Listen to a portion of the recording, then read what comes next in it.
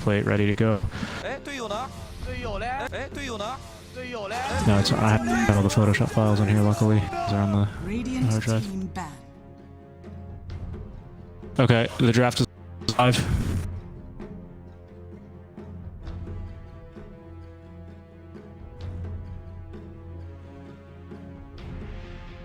Dire team ban.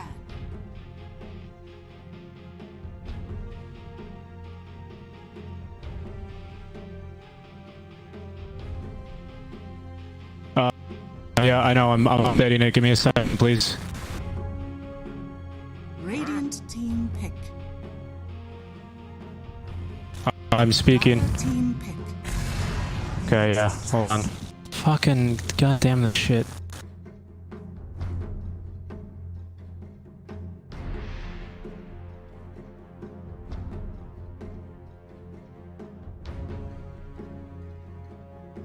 Radiant team pick. What the? Dire team pick. Puck.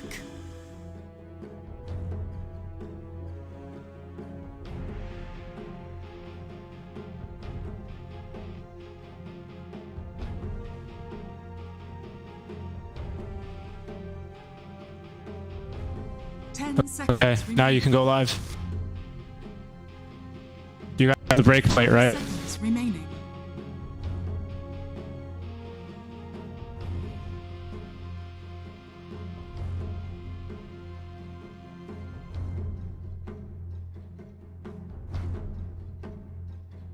Radiant team back. Void incarnate.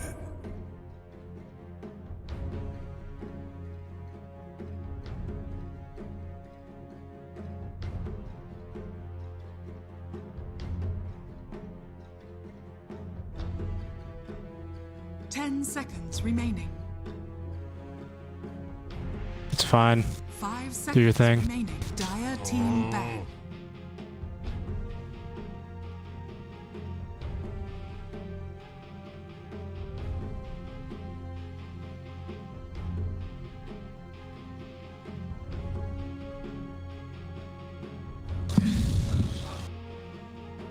Seconds remaining. You couldn't use what? Team ban. Okay. Alright, that's fine. Sucks, but whatever. Throw on these headphones for me when you get the chance.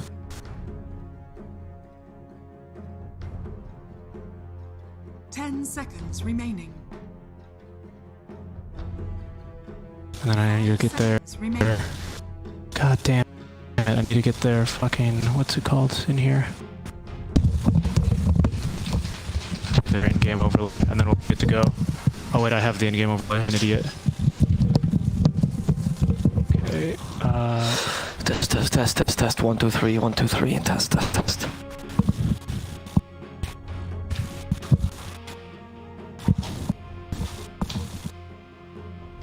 Can you hear the drafts? Yeah, somewhat. Good. Dire team Okay, fine.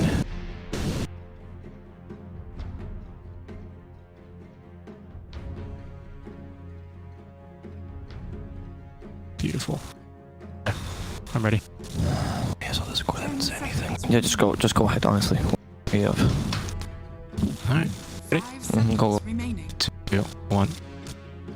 Hello everyone, and welcome to the ESL 1 CIS Lower Division Day 2 here. We've got 2 games up on the docket. Winstrike versus IPG. Our draft already underway.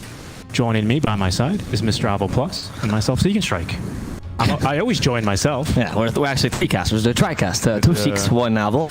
Quite excited about this matchup between Winstrike and IPG. You've actually had the chance to cast IPG this week as well, and then the non-DPC, right? You were casting the Snow Sweet Snow. Yep. No. And you got a chance to see them. What were your impressions on them after watching them in Snow Sweet Snow?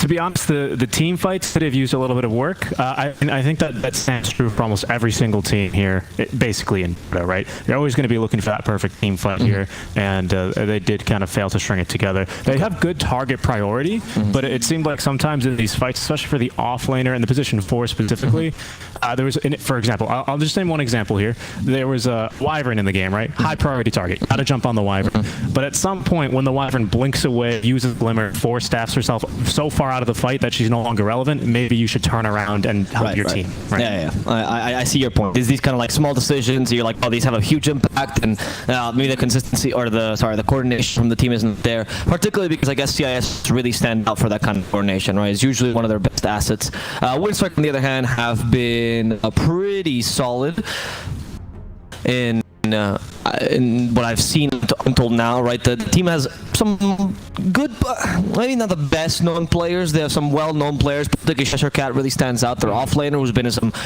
really big teams in the CIS scene.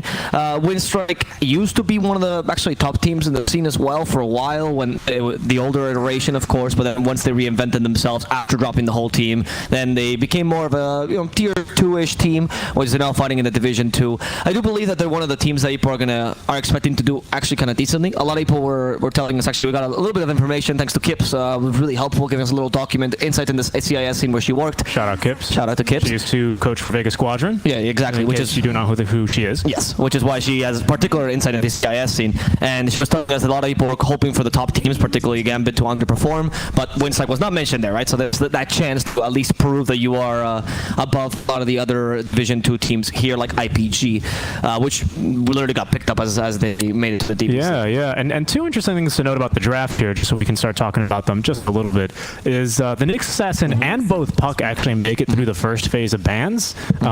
Generally speaking, you almost always see, especially in CIS, I've seen Puck and Nyx Assassin be first 2 bans for like IPG in the past. So it's surprising that they decided to go against it. Like in Batrider, very, very common to see there as well. A little bit less common though for Winstrike is actually the Earth Spirit and Lashrak in the first phase. I can understand the Earth Spirit particularly because he has been a very popular pick, particularly honestly in any region. Right? As long as he's a player that can do it. Oh, that was Bloodseeker, interesting. And the Lashrak, maybe. I mean, I've seen it more played, particularly in South America and CIS, where they do abuse the hero a bit more. Again, a lot of particular players really like this hero. There's a lot of that comfort pick. But I agree with you that the Nyx and Puck is surprised. I mean, that's been the top 2 picks in a lot of regions, not just CIS, right? So it's not just it's not just here where they love them. It's absolutely everywhere. The Bloodseeker picked by Winstrike. I actually was casting a game yesterday where they also picked a Bloodseeker offlane. I think it was in Europe. You saw it as an offlane. Yeah, as an offlane. I see this and I'm thinking it's a safe laner already. Me too, because I want to play. I like the Bloodseeker safe lane more. His offlane capabilities got nerfed. A lot of his magic damage essentially got nerfed. His early game laning, his mana pool particularly got nerfed. But his carry potential got buffed in general, right? Especially with that shard. So I am considering that as a possibility. But as you can see, they are running it as an offlane, right? I've seen Bloodseeker mid. It's now the case. Yeah. That's supposing, because I've still seen people running the Bloodseeker offlane, and some meme occasionally in the Bloodseeker mid, where they still build with a shard, build with a BKB, where they late near early. Could be a possibility if you want to run the Puck 4 or 3. We'll see. It's kind of flex here for now. I think the Bloodseeker against Lifestealer is kind of decent, though. Your lane is not the best, but you really annoy his extra movement speed, and now with a whole new passive, not only is Lifestealer trash, but he's also supposed to move around him more, right? He's not supposed to just infest and run away. He does bother him much more. Yeah, it does. Yeah, because he wants to be running around in team fights. Exactly. And just doing his thing, as most carries tend to do. It's going to be mid lane gank city, though, for Void Spirit. The Nyx Assassin does so well at countering each and every single one of the spirits. They have so much passive damage just around them. It's going to be basically for ganks into the mid lane. Puck already actually pretty decent against the Void Spirit, especially now that's usually more of the right-clicker build, either with a Witch's Blade, sometimes even a Deso before the blink, and then taking that 15 talent of the phase shift attack. No, we actually saw Weep, for example, straight building for right clicker with Maelstrom actually to also farm and deep push lanes. So it didn't work out, but he did try it. And against Void Spirit, the Puck matchup is difficult in the. I mean, like in the lane, you can push the lane easily, so you have more lane control than Void Spirit, but you do suffer from ganks. So Clockwork could take advantage of pre-level 6. Once you get Dream Coil, Void Spirit is in a pickle, and that's when Nyx really comes in and you destroy him. So you're probably not going to ganking around the 4-minute rune. That's Clockwork's job. But then 6-7 minutes in, that's when they try to the mid lane and take advantage of the Puck's level 6. So another another thing that's actually could come into play here is the Chen, which I haven't actually personally seen in this patch, but IPG Of course, it's picked in CIS. Yeah. The thing is actually, so with the Chen, of course, you can try and draft yourself some lane shenanigans because you're always going to have that advantage thanks to the recall. So you're always going to have that one up over the enemies in order to make sure that you can get your ideal sort of lane matchup, and they can at least, or ideally, not really get themselves into such a great spot. Right now, they need the last pick. The Imperial Pro Gaming is assuming it's going to be a Bloodseeker off, Puck mid, Terrorblade carry next 4, so they're missing a 5, which is interesting because not common that you pick a 5 last pick. Some good options. I mean, Oracle's still on the pool, for example, nice little combo with Terrorblade, always nice to have them. If you could have, like, the only real support I was seeing here that was really good was particularly the Bane, control the Lifestealer. Everything else is okay. You can go like Venge, for example. Swaps have been annoying for Lifestealer. I like to see a little bit of save, to be honest. Venge, Shadow Demon, or Oracle all will do it if you want to pick a 5 here. I don't think last pick 5. I think it needs to be impactful if you can last pick a 5. So those heroes are probably the most impactful as 5s. Which Okay. Quite popular these days. I was thinking maybe that, or maybe you go for the Enchantress just to nullify the Chen in lane, maybe the Mirana. Actually, Enchantress was a good idea. Yeah. But the Witch Doctor I like as well. He's still really good against Chen because he gets the extra stun with the Paralyzing Cask. And he's been very, very picked these days, particularly. Not the best game for him, but you will annoy the Lifestealer. Yeah, that's the thing. It's position 5 that has some real kill potential here for the Lifestealer. And Rage is not going to you. Infest will, however, because you can't you can't force attack on the Death Ward. It can only attack heroes. It doesn't target creep. He won't do it. But this comes up to what I was saying. This comes out to what I was saying earlier, right? Ever since the modified feast, so it doesn't give you this incredible amount of attack speed. Now it's a bit much less. I think it's half values on Gold Frenzy. The Witch Doctor standing still, and you can infest, and then you can walk up to him and start attacking him, but you're not going to burst him as easily as the old Lifestealer, which is one of your problems now, right? And that's why Bloodseeker and Witch Doctor are much better against him. Underlord's great, very solid against Terrorblade, one of the hardest counters Terrorblade, and also very solid against Bloodseeker. So actually pretty hard counter to both of them. Even Puck is bothered by this hero. I like him. I think it's a nice solid last pick. I think Winstrike has a pretty good draft. The only concern is the Lifestealer, really. I just don't think Lifestealer is good. Really? Yeah. I just don't think the hero. What in particular? Where do you think his biggest weakness this game is going to be? If you could, pretend you're Alvaro 35, 45 minutes into the future, saying, "Oh, IPG lost with Lifestealer, couldn't do this, or this," when he really needed to do this. I mean, I would say, why would you pick this hero over something like a Juggernaut, for example? Okay, well, what does the Jug do that the Lifestealer doesn't? It just has damage. The Lifestealer, his kit is, because his stacking is so poor, he usually relied a lot on his passives and to give him the attack damage that was needed. Feast would give him both the farming speed and also attack damage. Right now, you have great chasing potential, but that's not what you need against Bloodseeker or Terrorblade or Puck particularly, right?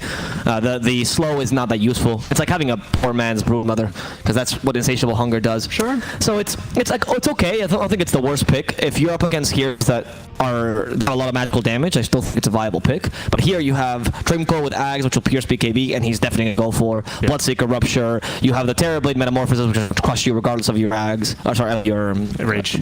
And the Witch Doctor, of course. I don't see him as that great of a pick. I think there's not much use to his Rage, and I think the burst damage is not there, especially against a TB. Yeah, they do kind of suffer for a little bit of that illusion clear.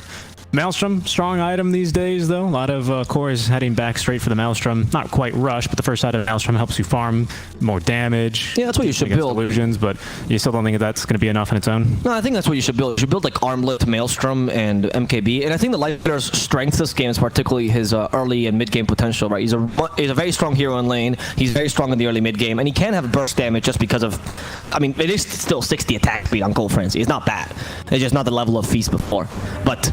will that be enough to kill a TB late? I don't think so. And I also think Winstrike has very good ways to cut lanes. Bloodseeker and Puck are great heroes at cutting lanes. So if they have to elongate the game, it's not a big deal for them.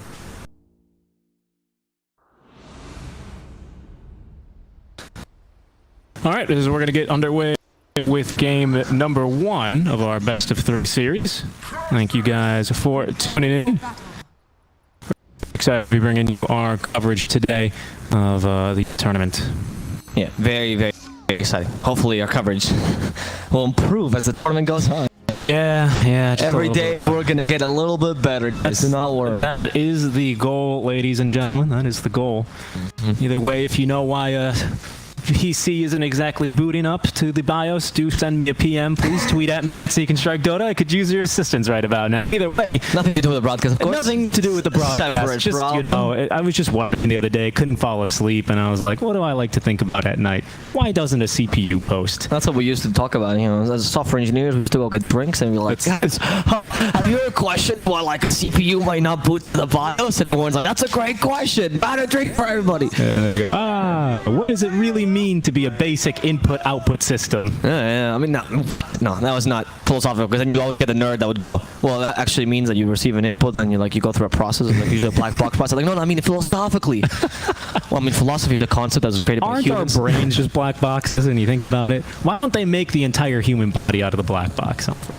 That's a reference to why don't they make the entire plane out of the black box, right? The orange box. Oh, right. Oh, that's very clever. I never thought of that. That's a really big. Come on, don't be. That's a real big misdesign. I never considered that, actually. It's true. They should have just simply make the plane indestructible. Yeah. I guess it's just war, right? We don't want it to be fair. Anyway, Winstrike. Let's see how their lanes end up going. We're looking at mid right now, where it's the Puck versus Void Spirit matchup. Like I said, I think it's a very skilled matchup. I think Void Spirit in most of his equal matchups, he has a lot more kill potential than his opponents. I think he even gets this case in some of the bad matchups. So a misstep by Puck can really mean death. But at the same time, the lane control on the Puck is very, very useful to make sure that the Void Spirit is kept at bay. Early though, as a melee hero, you do tend to have a bit of an advantage in the last sitting. Not the case here though. No, not the case against the Puck. Especially she has really, really great base damage here, 50+2 already. It's got really good base damage. Of course, the Resonant Pulse blocks magic or blocks physical damage, right? Blocks physical damage. So that's always nice to have, but Puck still has a plethora of magic damage that she doesn't have to sacrifice physical damage for to harass you with. So yeah, the early levels are going to be a bit difficult here for the side of IPG.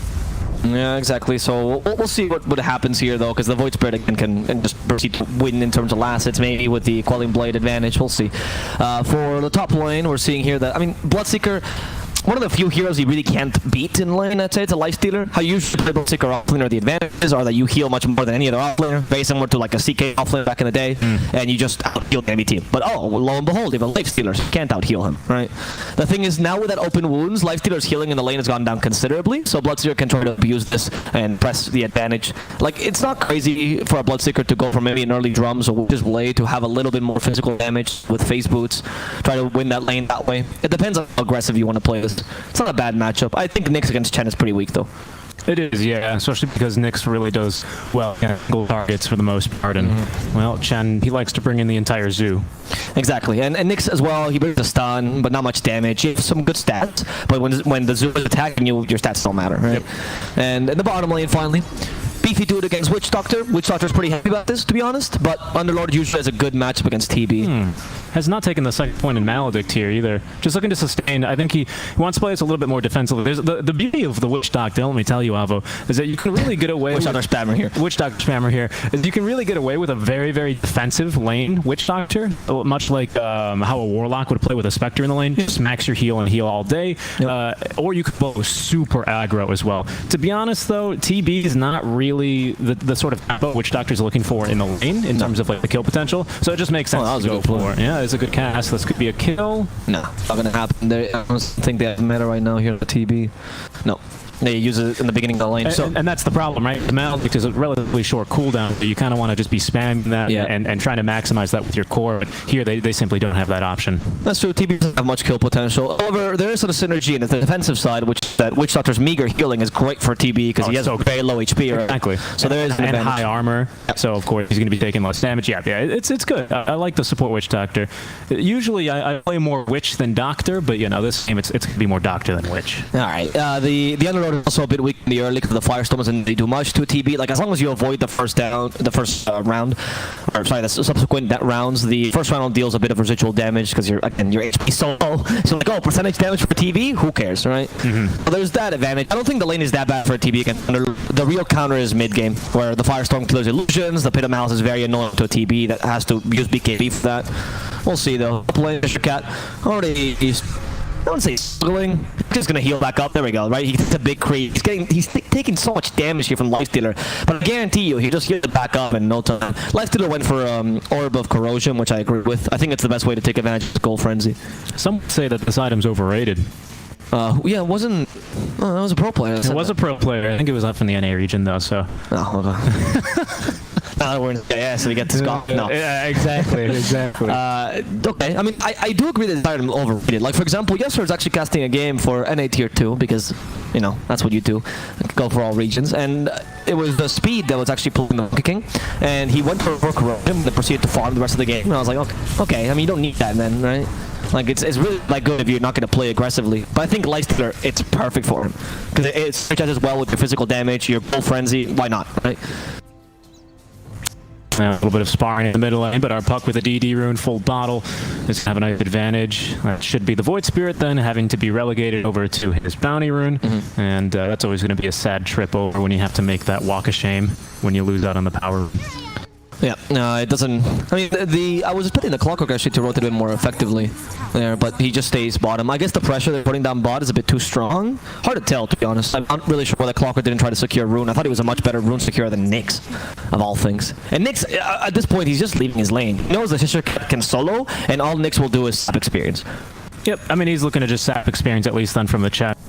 Yeah, slow down that mechanism, slow down the hand of God, which can be incredibly annoying to deal with. We do have level 6 now on at least the puck, so a nice little bit of an advantage there. We'll take top for just for a second there. Yeah, okay, there we go. Now we finally have the point in the ultimate. Oh, it's pretty darn close, though, in terms of the CS. Won't give advantage. Could be some small creep, though, from the small camp for our Void Spirit. As we'll see who wants to rotate first. It will be this Void Spirit. We'll ride along board with him as he'll traverse the river and head top lane for a gank. Nyx is not that target. No Spike Guard pursued on him. He went for the Mana Burn instead. Bloodseeker's even better because he's low on HP. Bloodseeker's like, guys, I can just heal. It's perfect. Don't worry about it. And Ascolt's like, nope. No healing for you, Cheshire Cat. He sees him, but it's actually Ascolt was a bit afraid. Interesting.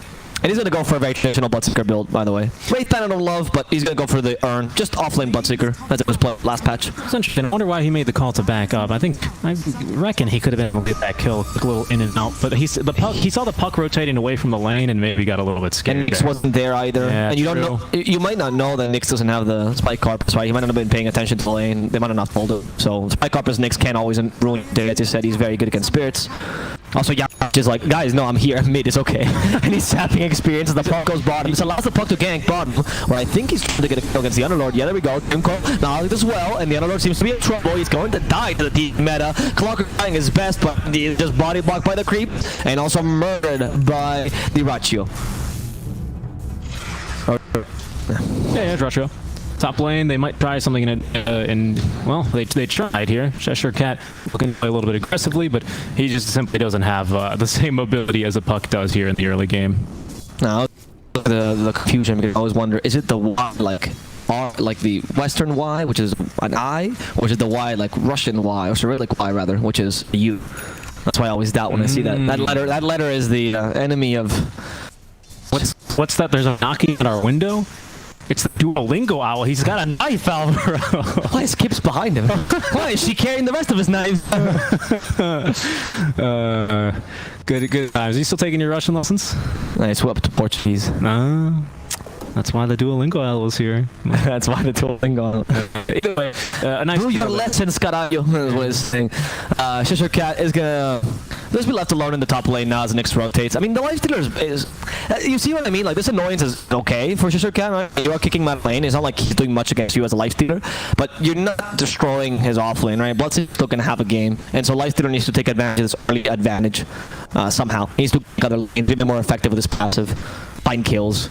What's a good kill for LS this game? Honestly, yeah, he's got a pretty difficult one. Even the Witch Doctor could present a bit of an issue to him. It seems like almost everyone has some sort of escape. Nope. Yeah, because there's no way he killed TB with all that armor. Doesn't die. Yeah. That's the problem, right? So maybe he'll rotate around the Maelstrom timing. He actually choose to not go for Armlet this time, as a lot of Lifestealers are doing these days, and just go for Maelstrom into like MKB, for example, just to get the mixed damage up and ready. I'm gonna try again for Underlord here. Supernova is his name. Imagine this guy plays Phoenix. What a confusing game. Oh, just call it the egg. I think there was a he turns into. I think that happened. And Winter and I made a couple jokes at Rupture. Careful, yeah. They want to go and kill this Void. No, he's leashed and he's still running around despite the Rupture. That's not helping him at all. In fact, he's going to die.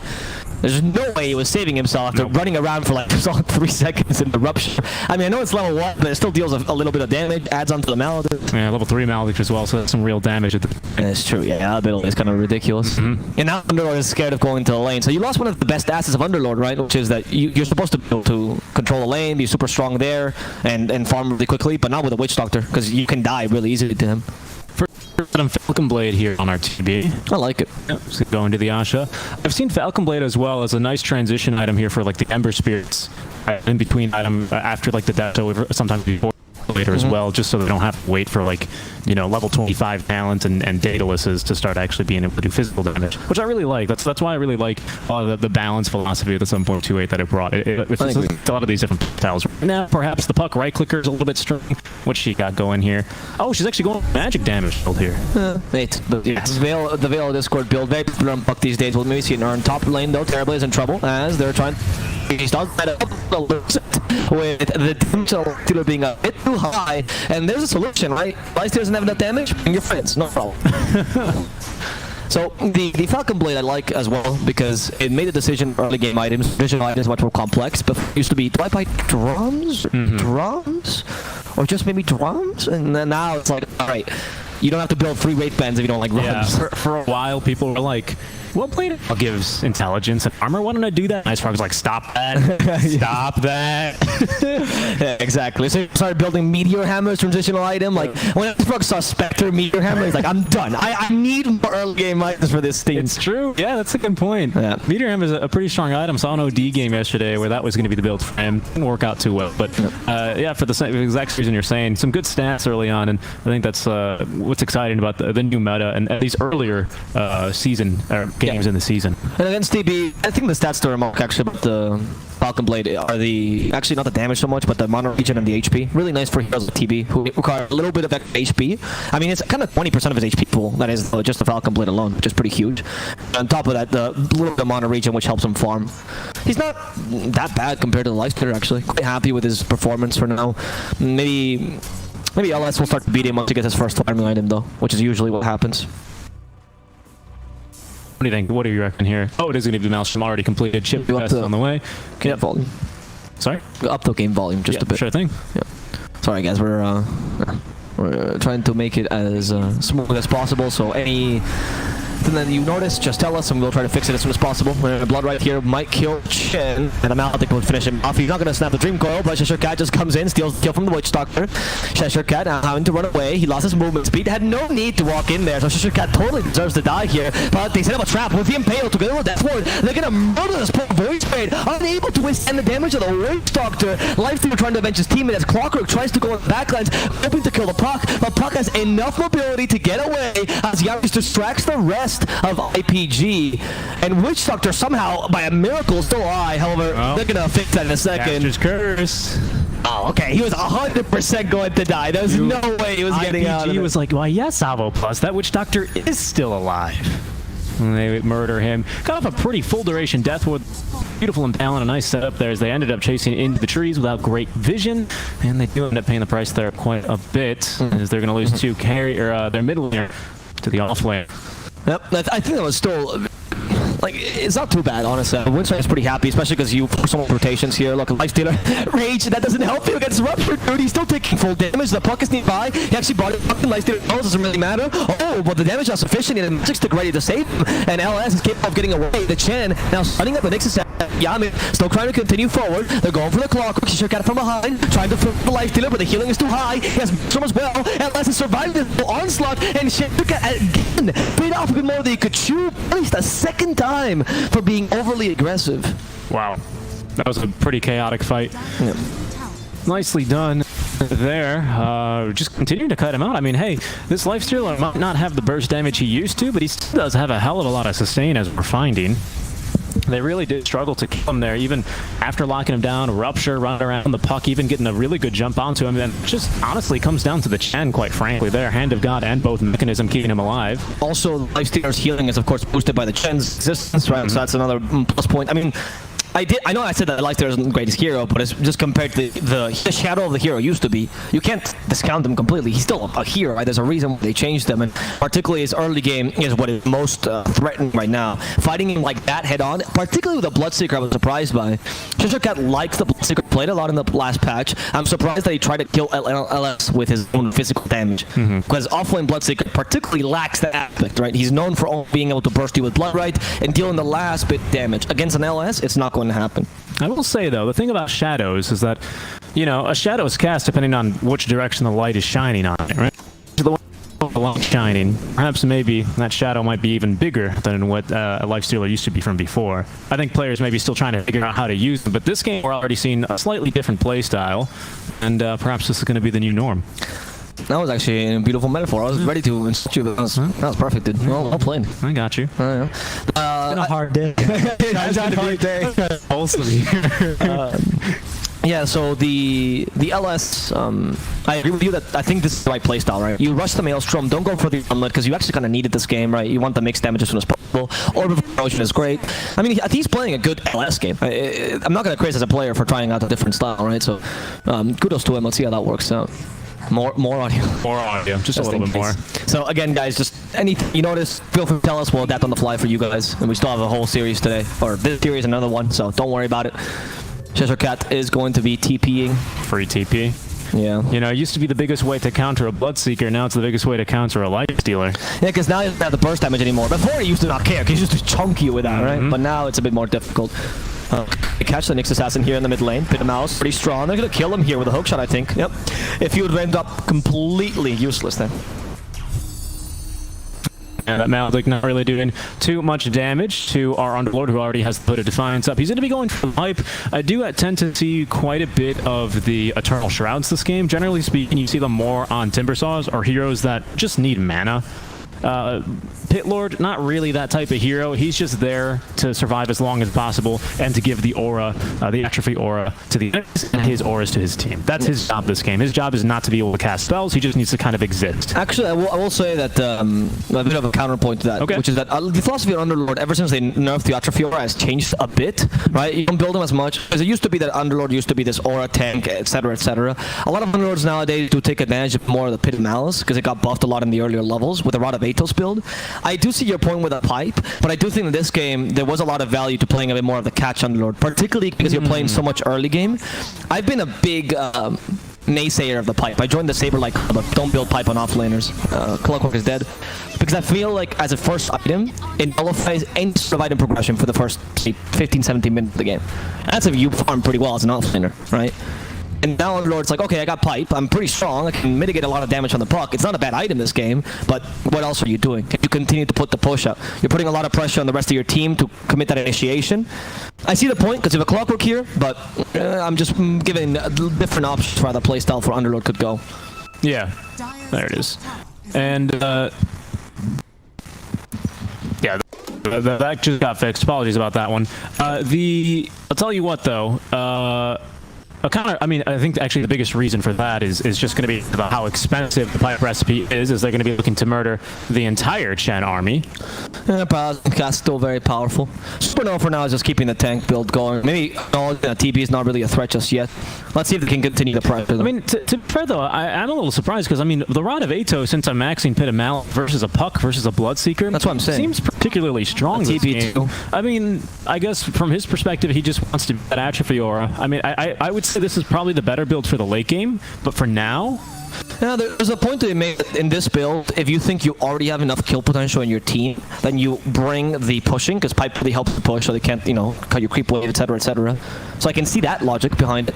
But this is a bit more risky, because you like that kill potential, you gotta get the kills where you have already. Nyx could be in trouble, unsure. Deathward's been used defensively there, just to make sure they can get pulled off. Hookshot, I do here with an effect. They Witch shot, stop his shenanigans. Cheshire Cat has a 4-star, tries to go away, but the Clockwork has his own. And Jesus, right after Cheshire Cat. What a nice little sequence of events, and now they're going to be able to take the tier 1 in the mid lane. There's just so much mobility in the game of Dota 2 these days. There's so many heroes that have a lot of mobility, force staffs, blink daggers, especially now that blink daggers have been buffed. You can actually, of course, end up building those into an attribute form of themselves into the late game. A lot of the shards actually give a little bit of mobility as well, most notably the Monkey King. There's a lot of like games I'm seeing where teams will just kind of play quote-unquote OG style Dota of just being super mobile. Everybody's there in like 3 seconds in the fight, and there is value to that. There's a value to that in these team fights. Dota used to be a pretty slow game before there was all these items in the game, things considering, and now all of a sudden, I mean, you look at some of these team fights and it's barely looking like the same game anymore. I think that's good. I think that's good. I mean, force stuff is always super OP item in the late game, but you're right. Hook shot here. They catch the Excessive Blood Right. Is going to complete. They might be able to turn this one around. Actually, they came from not going out to play the Void Spirit as Terrorblade continues to go into the Underworld while they murder the Witch Doctor in the back lines. Wants to continue forward. We do have a dream. No, we don't. Nope. Don't have a Dream Coil available. We already started there. The catch, body blocking. Yeah, nice. That might be a kill, and indeed it is. TB has got plenty of damage to go around for easily Chen. I mean, TB is still strong, right? And here is the one. At some point, you just can't deal with the TB.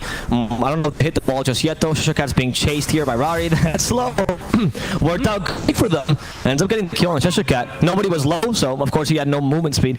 It's the third time he's making the same mistake, by the way. Bloodseeker is very important to keep control of who's low and how you're going to get movement speed and how soon you're going to lose it. There's the third time he goes in where there's only 2 full HP heroes and one just die, and you'll lose your movement speed as soon as you walk in. That's not ideal as a Bloodseeker. Yeah, exactly. Maybe he wasn't looking on the map right. He got all that move speed when they were murdering the Chen, and it was a hook shot. Is that what I heard? It is. They just used hook shot on something. They didn't quite catch what it was, but flying through, maybe just looking to hook shot into Roche. Can't do that one though. That's true. Yeah. Let's see if we can take on the Roche with the armlet. Oh, sorry, with the Valiant. Good build by Supernova. I mean, it's an objective-based build, right? With the pipe and the solar rights. The whole idea is we push as fast as possible, so he's mitigating for the lack of push his team has. I agree with it. I'm like, I didn't mention earlier the whole point about Underlord in the speech, and it's true, but I think for this game, it's appropriate to go for the aura build and for this pushing build. He keeps getting hit by those blood rights, though, because he's too fat. Yeah, that makes it quite difficult to be able to zone effectively here when you're Science. Very spell-reliant here on these heroes. Buck against the Orbin, and you always have to go, is he going to jaunt in this time? Is he going to be a madman this time? And you have to play give it up. Oh, they actually TP him all the way down to the bottom lane here. Oh, to maximize his farm, I guess. Yeah, but they have left Roche less than half HP. We still could contest it here with the heroes showing, but he's shown in the lane, so they know that they could... Yamich is going to go on first. It's a bait, however, onto the Void Spirit. They go hook shot though. We'll be able to life on the Nixus as buying back though immediately as our TB now joining the fun. He's getting up in 7 seconds and they've murdered a Clockwork. The rest of the team for Nix. They got to be a little bit careful. Now finally it's expiring, so they can hope to show up and fight for round to number 2. Lifestealer's coming from behind. He wants to initiate up to the TB. Look at that. Oh, they find him though. Careful, Lifestealer. You don't want to go there. We do have the Sunder available, but doesn't want to change just yet. Going for the Underlord instead, hoping for the quick kill. He stuns himself thanks to the spike carpets. Sunder again has to use it before he dies. And he does it off with Hand of God, saves the Clockwork. And now fighting against 4. He can't act against them. Infest to burst him down. And going into the high ground ends up being mortal for the Winstrike team, who loses 3 heroes up in the high ground. Luckily, their mobile heroes were capable of getting away, but it is a classic blunder, right? Thinking you're so strong, get into the high ground, I can fight them, it's not a problem, and you get crushed. Yeah, I think they were expecting the Imperial to connect there onto the Underlord. All of a sudden, there's an extra Pit of Malice that comes through. There's an extra Firestorm that comes out. He's still alive with his auras. It's a big deal, actually, having unfortunately missed the Impale.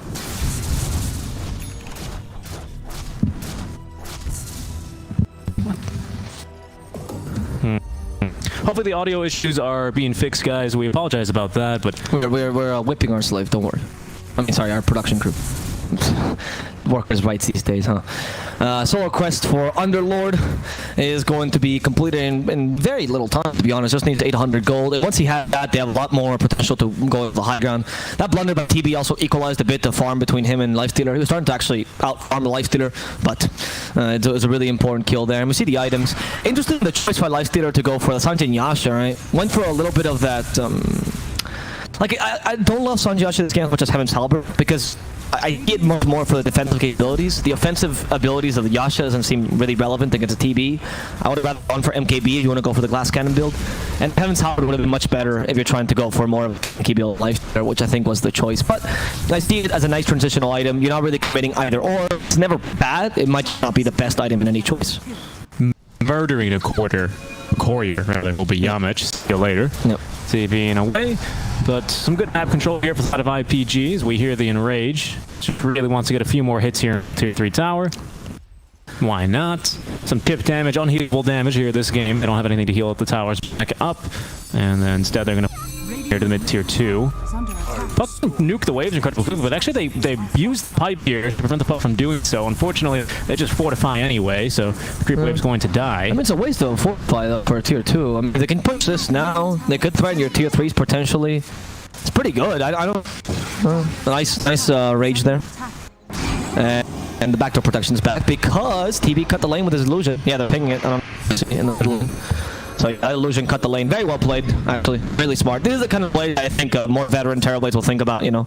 If you're a bad Terrorblade or it's a hero who know how to play but not really well, you always play super farm defensively. Try just play like a siren essentially, but with the metamorphosis. You know, what's funny is that I was going to say that's a big Naga move, right? Yeah. Naga just loves cutting your waves for 50 minutes and then coming out and just... Well, nowadays Naga is more about the vacuum farm jungle, get ready to fight for like 5 minutes and then be done with the game. Unless you're a fanboy. Lifestealer will try to go for the Nyx Assassin. Hard kill. TP instead finds a claw. Not bad. Could be in trouble here with a blood right. The Pit of Malice annoying them slightly. Really good Pit of Malice and a choke point. The Clockwork though at this gets a hook shot off, though, stopping the puck. And they're trying to find the Lifestealer as well. Lifestealer could be in trouble. I don't know if the TB can catch up to him though. He's a bit too fast, and they've managed to finish out the Witch Doctor. They don't want to continue this initiation. Yeah, I can't believe Clockwork is still alive as well. Clockwork alive, Puck is alive, somehow the Lifestealer's alive as well. Yep. He had Aegis though this whole time. I think it was smart by IPG not to take this though, despite the Aegis. Yeah.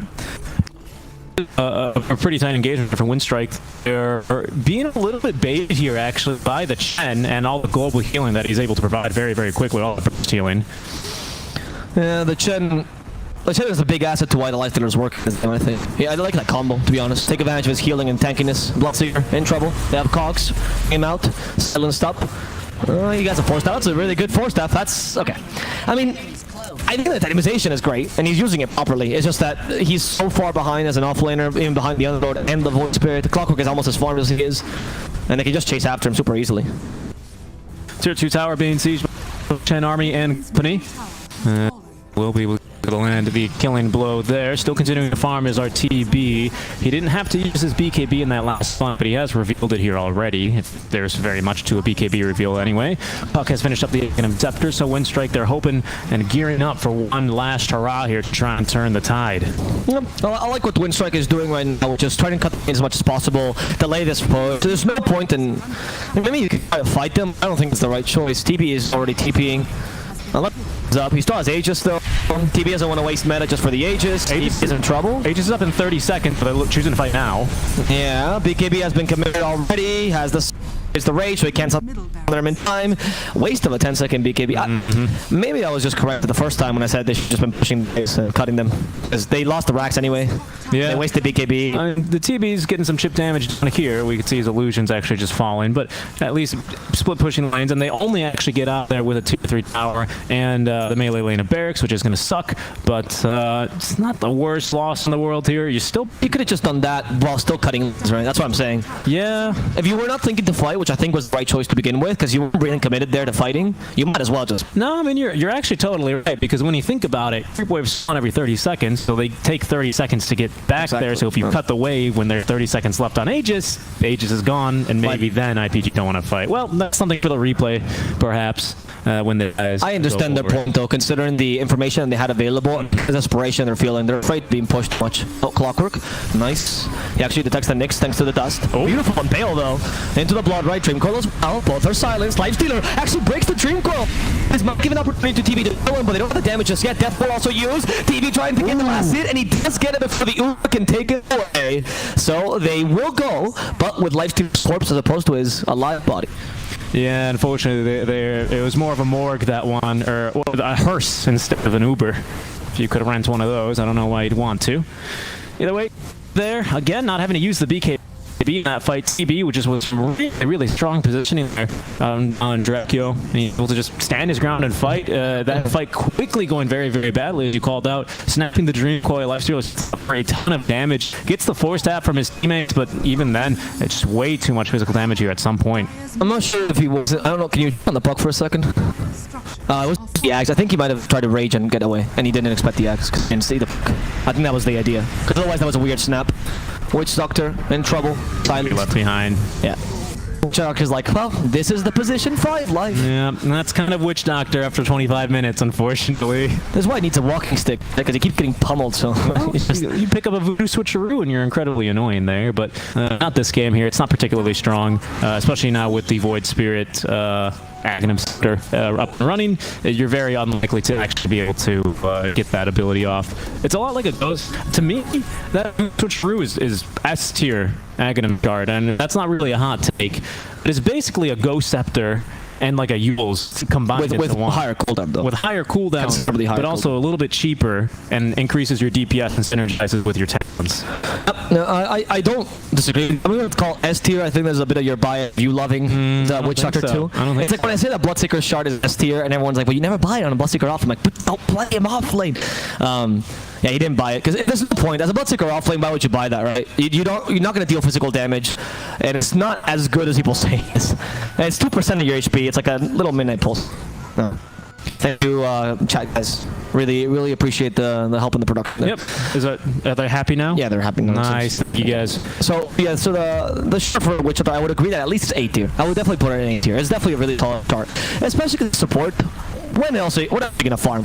As Witch Doctor, you're really gonna get an Ags. You're gonna get Glimmer Keep at best, right? Maybe a Ghost Scepter. Shard is the same amount of gold for a huge impact. I think it's quite nice. Yeah. I agree. I think for me, it's also A tier, and if I had good reaction times, it would be S tier. Unfortunately, I don't. Oh, yeah, yesterday we saw some really nice switcheroos in the North American Division 2, actually. Voodoo Switcheroo, it's real strong. It can completely like nullify a counter initiate because then Witch Doctor can kind of run forward. It's a really weird game. It might have been an IPG game where they somehow a Coddle ended up with an Aegis, and he just ran into the fight, and they were able to actually finish the game off of that because it's just like what is the Coddle doing here? Let's kill him because.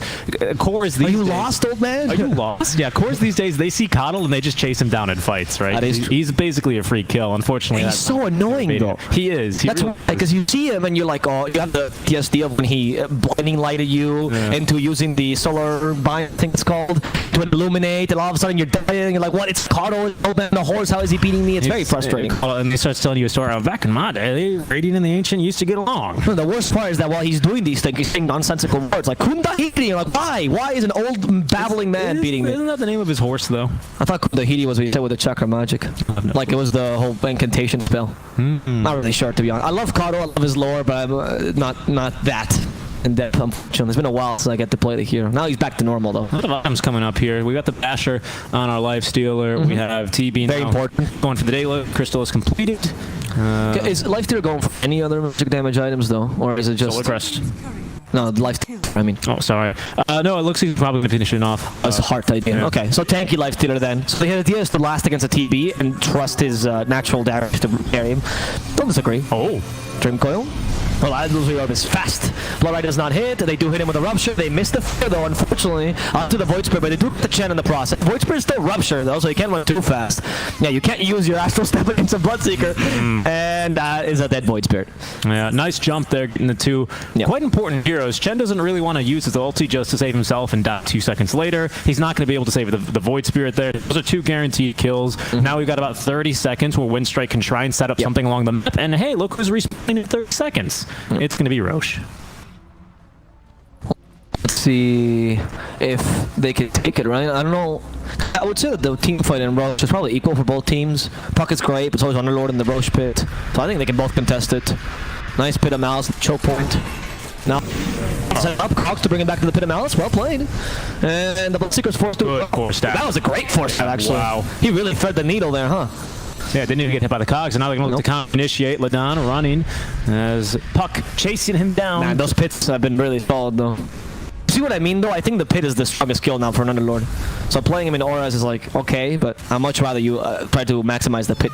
Yeah, actually, that's a good point to bring up. I think we're going to see a lot more of these lockdown-focused heroes, specifically Roots, right? Which is not quite a stun, but it is generally... Roots are way more generous in this game, Yes, right? There's no big AoE stun that's not on an ultimate for someone. Well, Roots also got buffed because one of his heroes against Roots, Mr. Lifestealer, right, is buffed considerably. So he's not as popular, so that's why Roots are as powerful. They might be able to touch the Void Spirit again. More powerful, no. Dream Oil, Silence, Void Spirit, Rupture's like, God, not this again. Oh, picks the oil, and they're gonna kill him. The Terrorblade only used 10-second Metamorphosis though. Actually activates KB though to fight here. He just the Pit of Malice. Hook shot misses completely. They're gonna go for the other instead. This time they want to control the high ground. The clock just died in a couple seconds. He got stunned by Spike Carpus. Witch Doctor uses Death Ward, and it's gonna go for the chip. Not enough damage to kill him, but does distract him enough to allow Winstrike to retreat.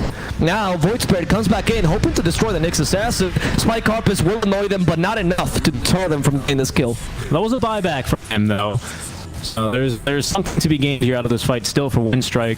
IPG, they're going to feel the pressure here. They might be tempted to try and go for Roche. I think that's going to be the question of the next 5 minutes, or specifically 30 seconds. Can they afford to go for Roche? They know that there's no BKB. There's soon to be no Metamorphosis on the Terrorblade, nor is there to be a Nyx Assassin in 20 seconds. They've got a Solar Crest and a Light Dealer already inside of the pit.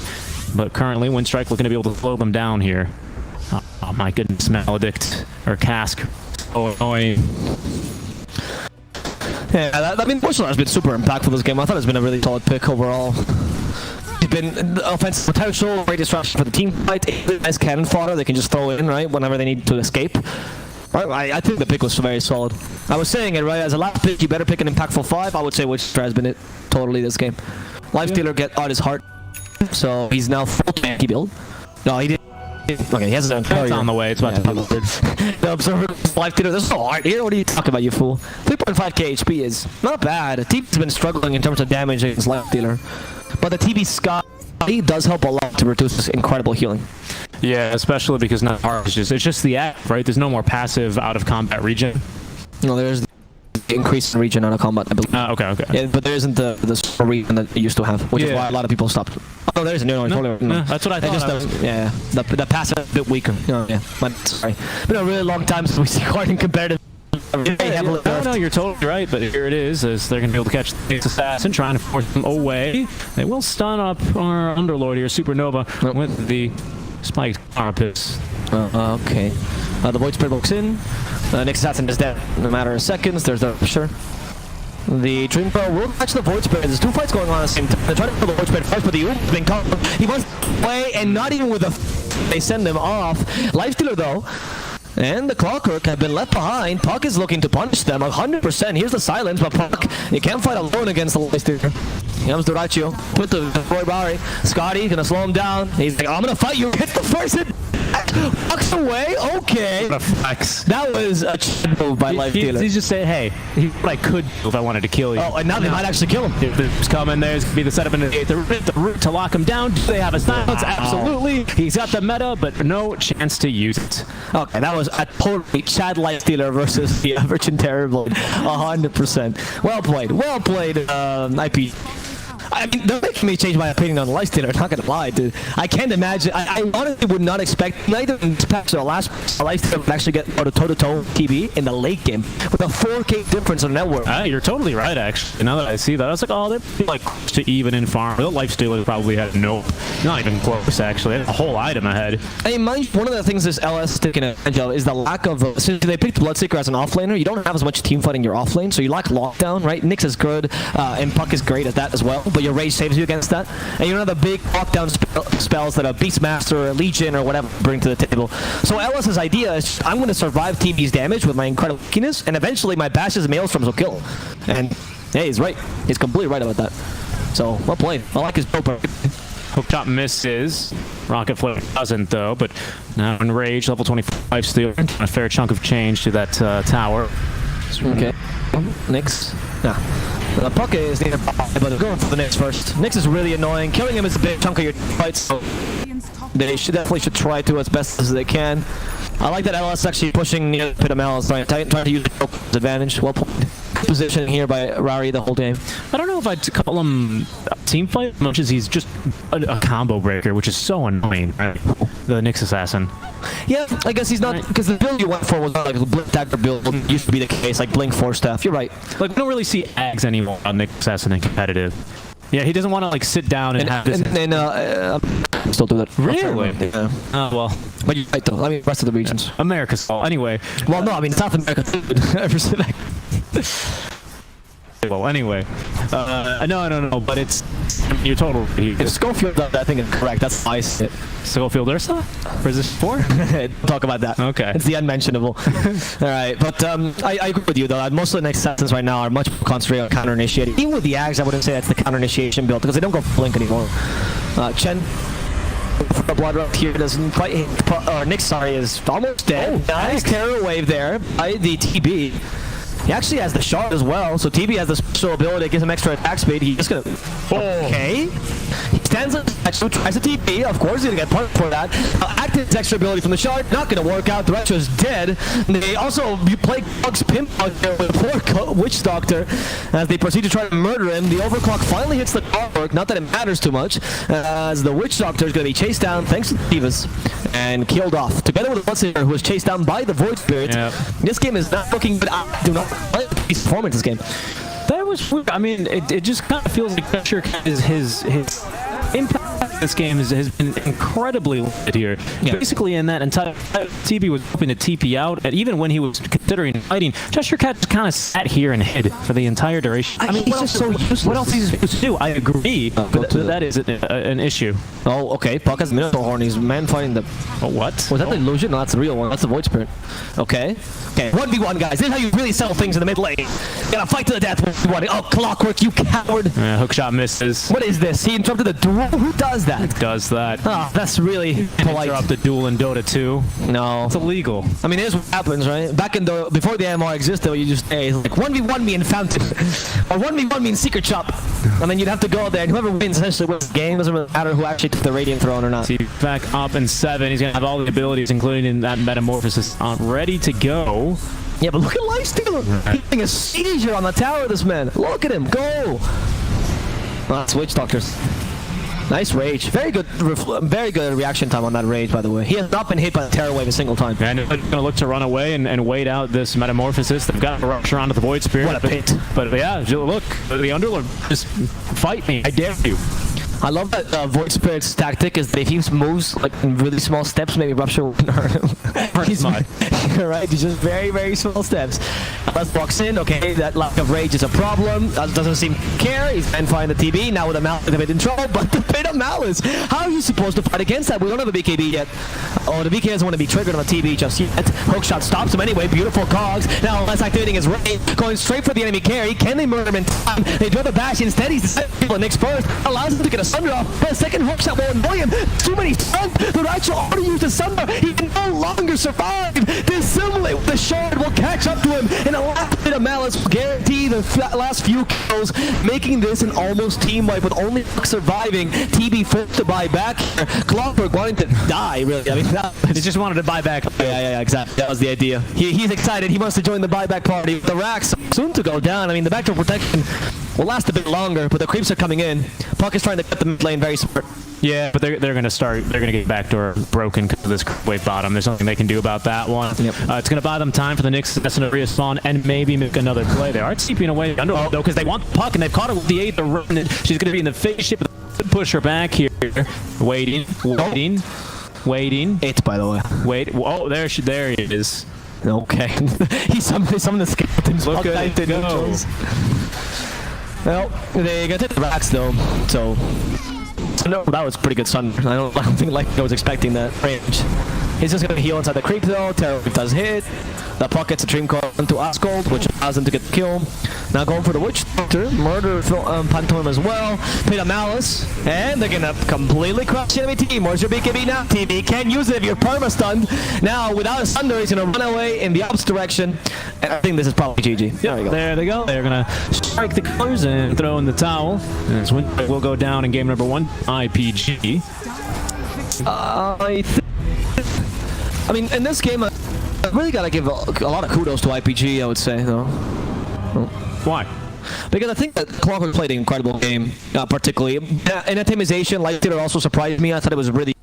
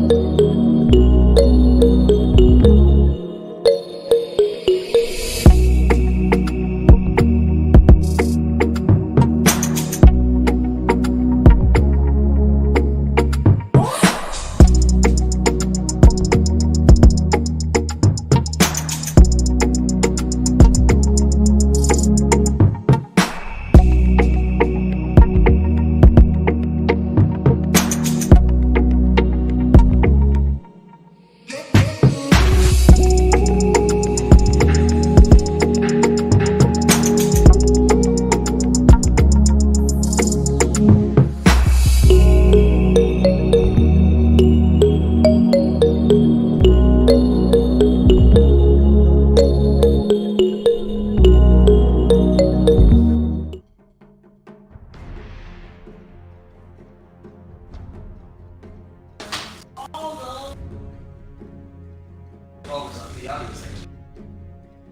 don't know what that Dire team ban. logged in on. Radiant team ban. Oh, you can tell. Oh, I can tell now. It looks. I fixed it, and now it looks normal.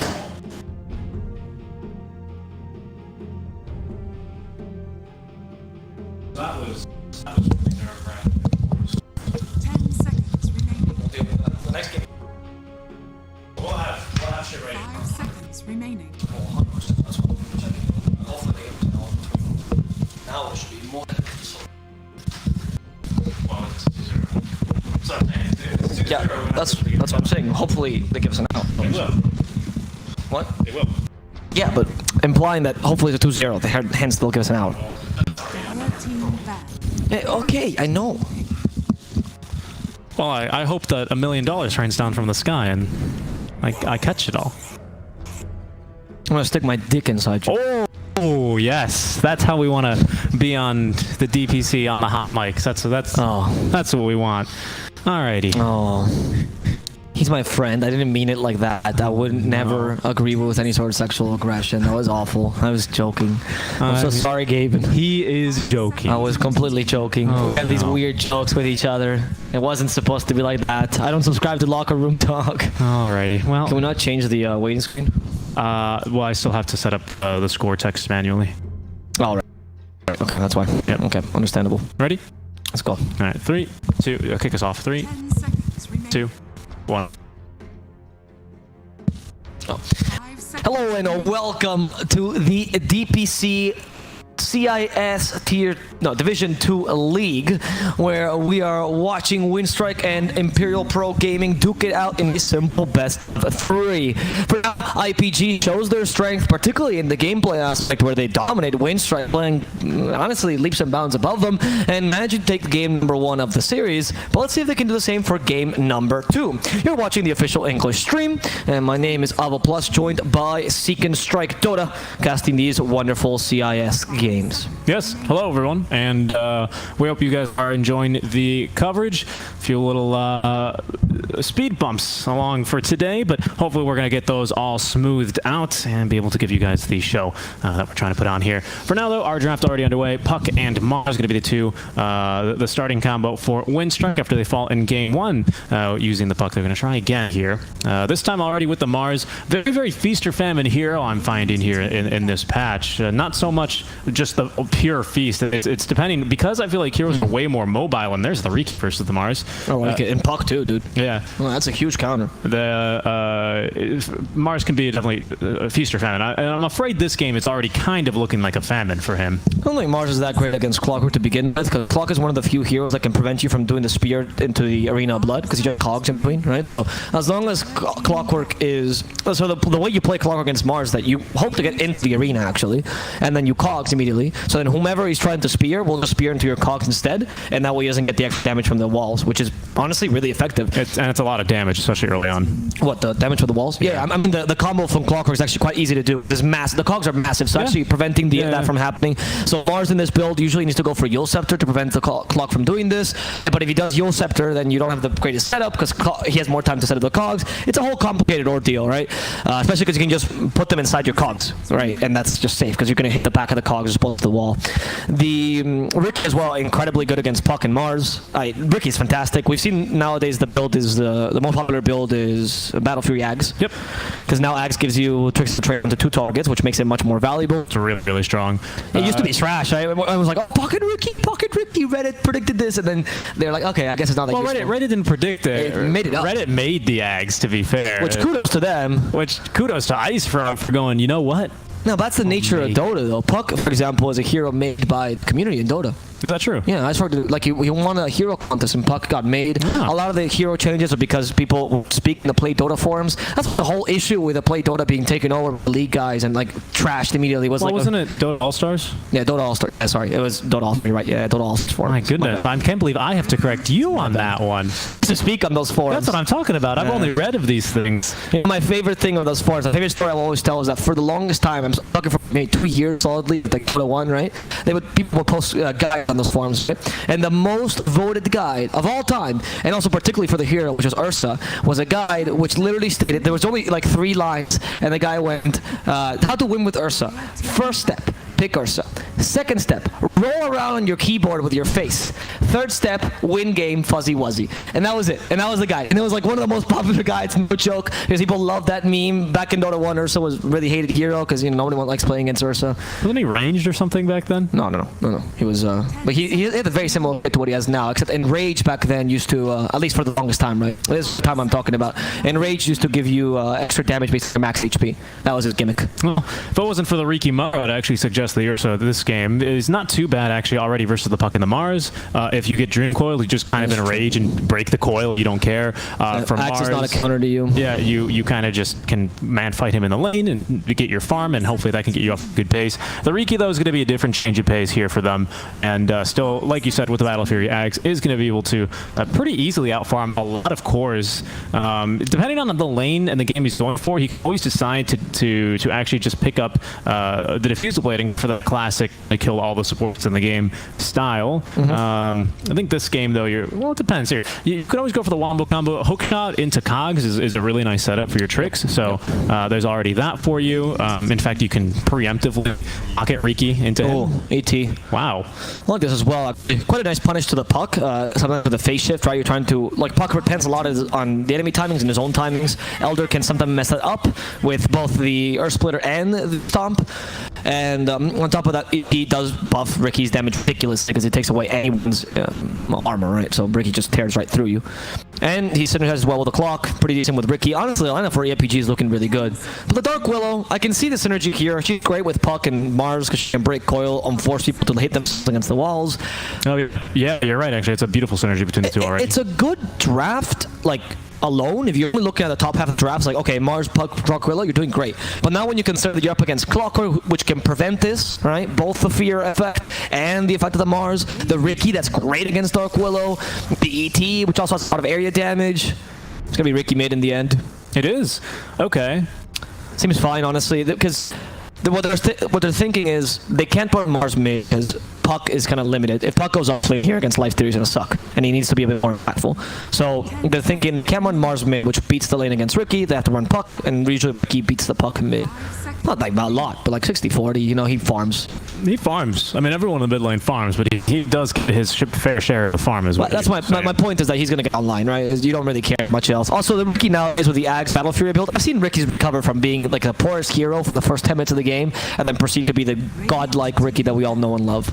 Templar Assassin. Oh, okay. Oh wow. Okay, so it's So they're running a T8 mid then. I'm assuming that.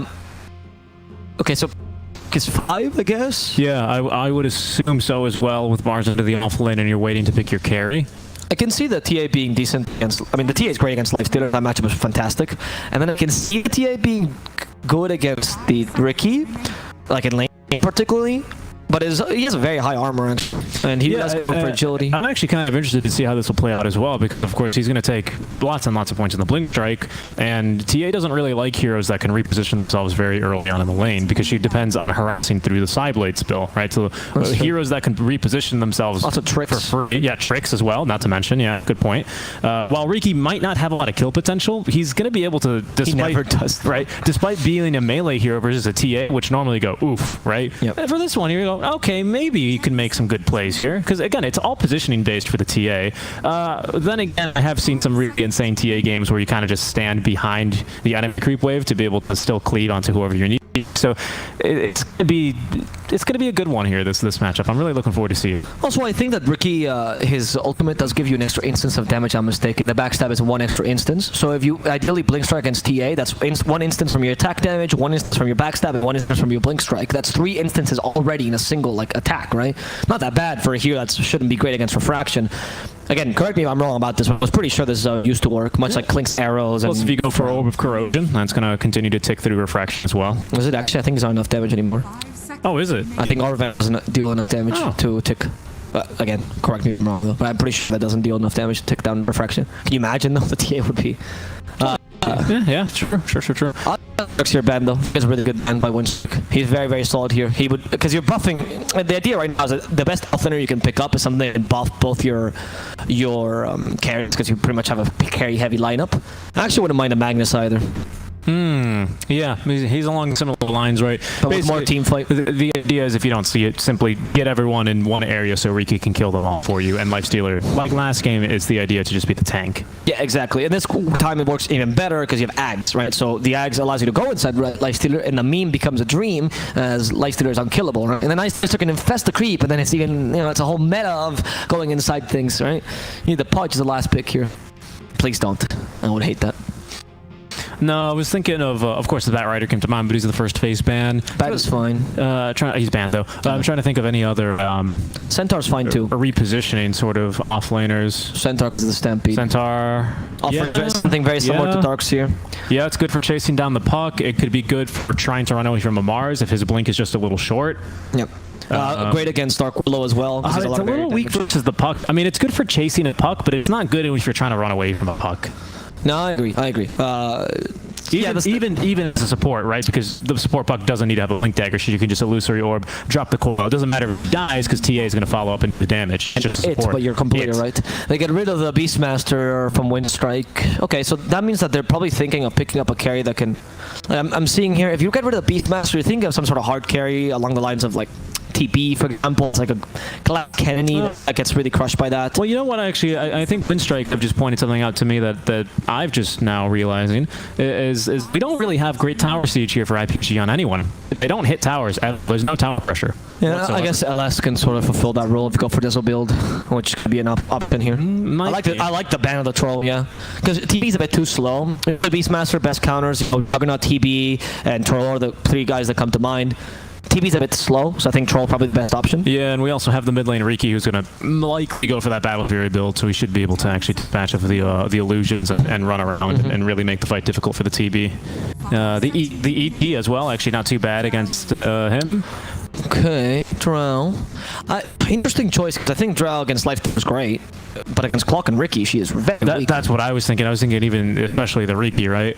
We've talked about this quite a bit. I remember just in the other room talking about it during Realms Collide, where it's all about that gust is what it comes down to. And Riki, because he always is going to blink onto you from behind, compared to someone like the PA who blinks in front of you, and usually the enemies are all going to be in front of you. That means Drow's got to turn around and gust away the Riki, or gust everyone else in front of her, and just die to Riki. It's a lose-lose. Yep. I also really like the Centaur pick now, even more with the Drow, because that gives you the mobility you might need. Okay. Alright, I honestly find it's a bit too greedy. I would have been fine with a bunch of heroes, like anywhere from Pango to like Centaur to Magnus, whatever, that gave you a bit of team fight. Now, yeah, you bring push to the table, which is great, but team fight is pretty much non-existent. You're relying only on damage and the Clockwork and ET to get the stomps. So if this game goes bad for you from the start, it's going to be tough. However, your lanes are super strong, dude. That's the thing I was about to say. The lanes are really, really good, and with a TA and a Drow both needing to farm for at least, I mean, Drow, especially the first item this game, probably the blink to be able to chase the end for free kills.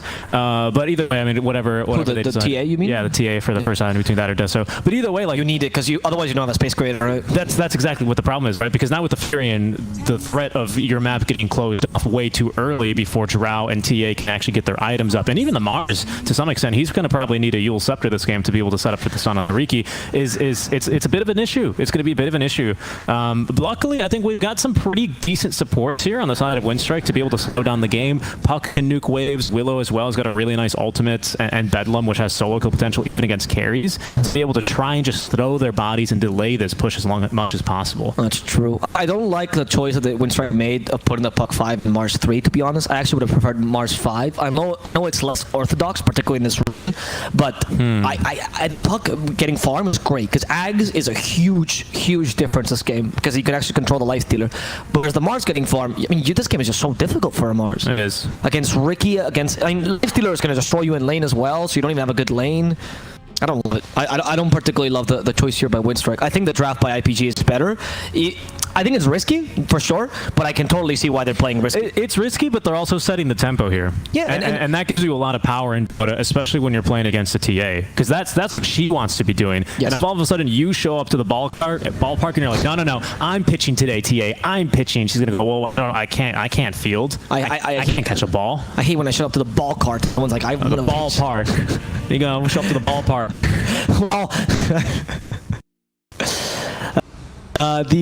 I would say that, like you say, right, the risk is justified here because they did read well the weaknesses of the enemy draft and tried to exploit them. So there's no, I don't have any complaints about that.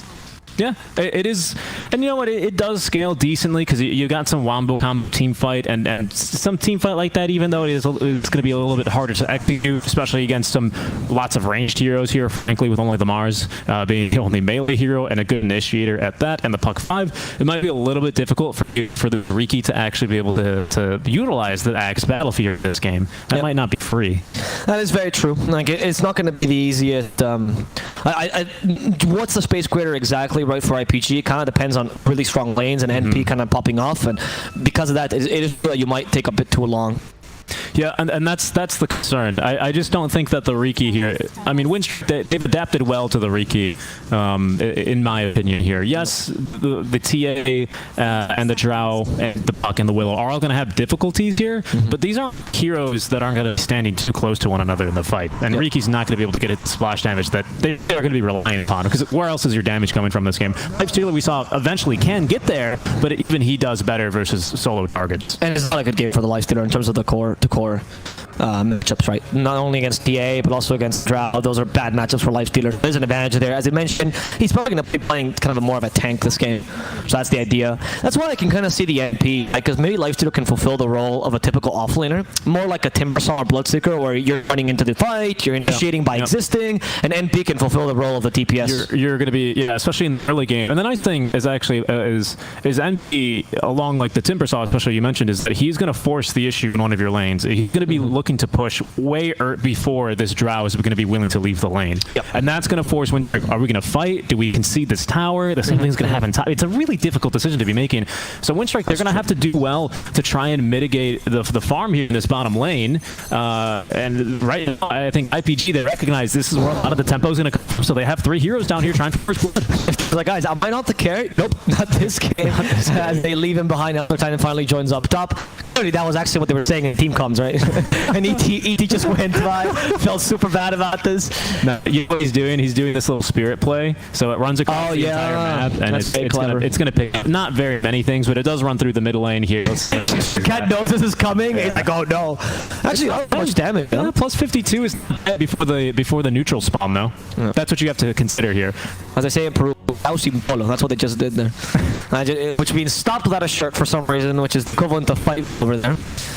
And yeah, he got this damage from just being in the lane right now, right? It wasn't that great of a trick. It's a big creep wave though, so and 2 heroes this time. Yeah, exactly. The 2 heroes are what matters the most. It's not a bad trick for basically being cast at 10 seconds pass. No, I agree. I don't think it's a poor trick. I'm just trying to point out that the Mars is kind of strong. Not that crazy. I like that. I also want to point out that the NP giving you some pushing power also helps these kind of lineups which lack team fight or kill potential, because what the NP will do is push the safe lane to 1 really early, open up your map, and allow for your rotations to be much easier, because your lanes will be pushed, therefore smokes are much more effective, right? And any sort of just catching them by surprise will be much easier for RPG. And top lane. That's nice magic stick though. In trouble. Does get the stick off. It's not going to matter, unfortunately. Cheshire Cat with plenty of damage. Just poking here. This Lifestealer with the spear as he's chasing Yamich away. And actually, I think the quota to that point is, yes, that's great. You're going to get this early pressure. You're going to open up the map. Then the question is, can you make use of that space? This game, the answer is a resounding yes, because you've got a Riki and a Clockwork that are going to be hunting lots of very vulnerable heroes. So that's the game. I think that's going to be the game plan for IPG. Yeah, I agree. We'll see what hero gets the best out of the early game though, because I think they're going to play around that. With 3 cores, or like 3 DPS cores, you can kind of play around whomever has the best lane, right? And it does seem like Ricky's having a pretty decent lane against TA, to be honest. I don't think he's struggling too much. He has really good damage early. His stats are great as well. TA has a nice Sideblade spill, but usually a Ricky can deal with that. Yeah, exactly. I'd be curious here, maybe sticking around a little bit longer here in the middle lane just to see how the matchup is going. Yeah, and what his positioning is like. And Ricky trying to take last hit like that. Not bad though. His damage is really Like, look at his armor, right? And HP regen is great as well. People underestimate Ricky's stats in lane. He's not great for the long lane because you take too long to get levels, and the damage from the spells are usually much more important. And Ricky's early levels in terms of skills are not great. But in the mid lane, where the experience is plentiful and life is great, Ricky's much happier about this. His mobility is also much more impactful there. Meanwhile, on the top lane, it's hell for Anto is continuing to get ran at.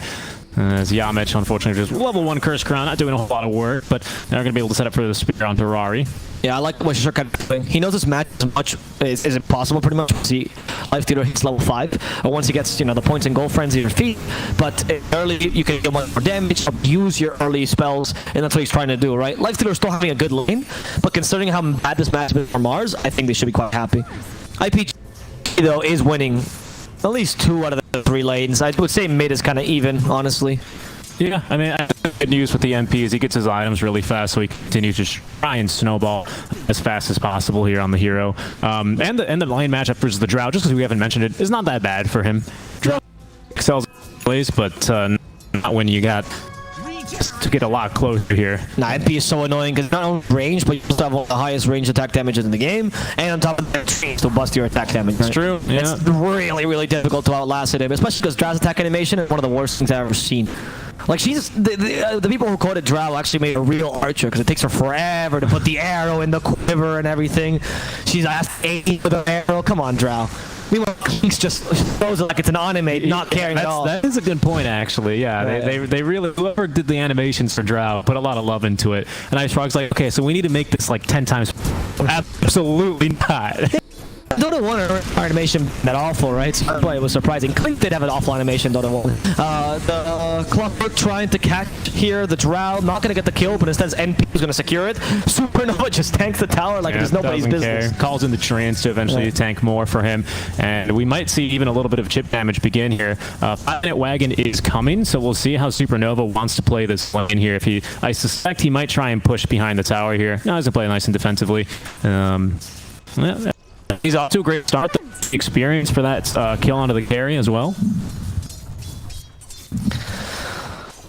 Yep, and now it seems like Winstrike is going to be playing mainly around the TA, who's had the best lane by a long shot, right? The only problem is, of course, what we spoke about. If TA goes Blink Tag, that's going to slow down her farm considerably, and a lot of TAs nowadays do play a bit more space creator, right? But it's just not the ideal build. There's a reason why she's not very popular. Top lane, it still activates the rage in time, and the magic stick ready to get out of this lane alive. He seems to be going for, okay, phase boots and Aura Corrosion. Same build as last game. We'll see what it's turned into, though. I think this game you could actually opt for, you can offer much more tankiness early. I mean, because you're not the only carry this game, so you don't need to go for rushing the Maelstrom build. You might want to go for having Palbert this game against the Drow and TA. Riki being slowed. He's regretting not getting a fast level 6 here, as with vision, or without the permanent invisibility rather, and Tia having traps just about everywhere, he's going to be eating a little bit of the trap damage. But literally, why is this TA playing techies at this point? Yeah, pretty much. You usually don't see this many traps in the lane. The Egg Shard is actually really strong here on the TA, actually. In case you're not aware, the Royal You, the viewers, calls it to silence for up to 3 seconds and increases your max trap count by 4. So it's situationally very strong. I actually saw it for the first time yesterday, and it makes pretty good. It makes chasing a TA impossible. Yeah. And particularly against heroes like Lifestealer or Ricky, would depend a lot on the spell to initiate and the right timing of them. And to top it off on that, those heroes, where do they play? They play aggressively. Oh, they kill TA and kill it. Well, my bad. All right. Well, maybe we spoke to well. We did. Yeah. Well, okay. So what does this result in, right? So not only does the Furion TP in for this kill, he uses the Wrath of Nature as well for this bonus damage. This TA is going to now try and probably set up some more defensive traps here. Just try and get a little bit more vision up and running to be able to avoid some of those future ganks. So now Ricky, with this art, is not revealing his build yet, but this battle fury, I don't know. Maybe it's a game where we decide to change it up because you figure they're not really going to be primed. We've got no great setup here, and I should just focus for the single target damage. I'm not sure. That's the question of the hour, right? Truly. Yeah. Like, how do you build? How do you? So on the Winstrike team, the big question they want to solve is, how do I survive this early mid game? And on IPGs, how do I best use this abuse, like this, for example? That's gut though, but not enough. No, probably not. No TPs coming. Oh, wow, that's bad. Going for Gust early, which is usually not the build. You do it just to survive, right? Of course, it was the right choice. Going for Gust early and still dying, it feels terrible. Drow. So what do you do here as Drought to recover, right? You have to rely so much on the TA game. You're quite a greedy lineup on Winstrike. That's kind of the, well, greedy early, right? Because eventually TA, she's going to get her first item Desolator here, actually. She's going to be looking to farm the stack of Ancients. That's very greedy, dude. Yeah, this is what I'm concerned about now. So can Ella now build for single target damage? He's got now probably just Orb of Corrosion coming his way, I'm sure. Yeah.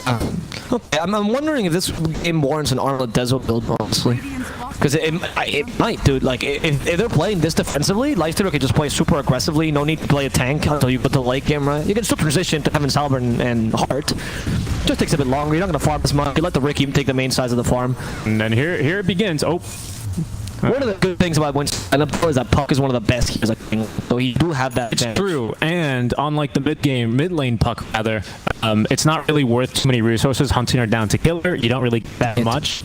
Hunting it, you don't get the resources from killing it, and Winstrike don't lose a whole lot by losing it either, right? Yeah. Sure, it can be the Dream Coil gone, which could be very painful in some certain situations, but it's your position 5. Yep, I agree. It's true. So that's why Puck in this game can play easily dead lane. In fact, she's doing it. No, I'm saying it too. It's doing it right now as well in the bottom lane.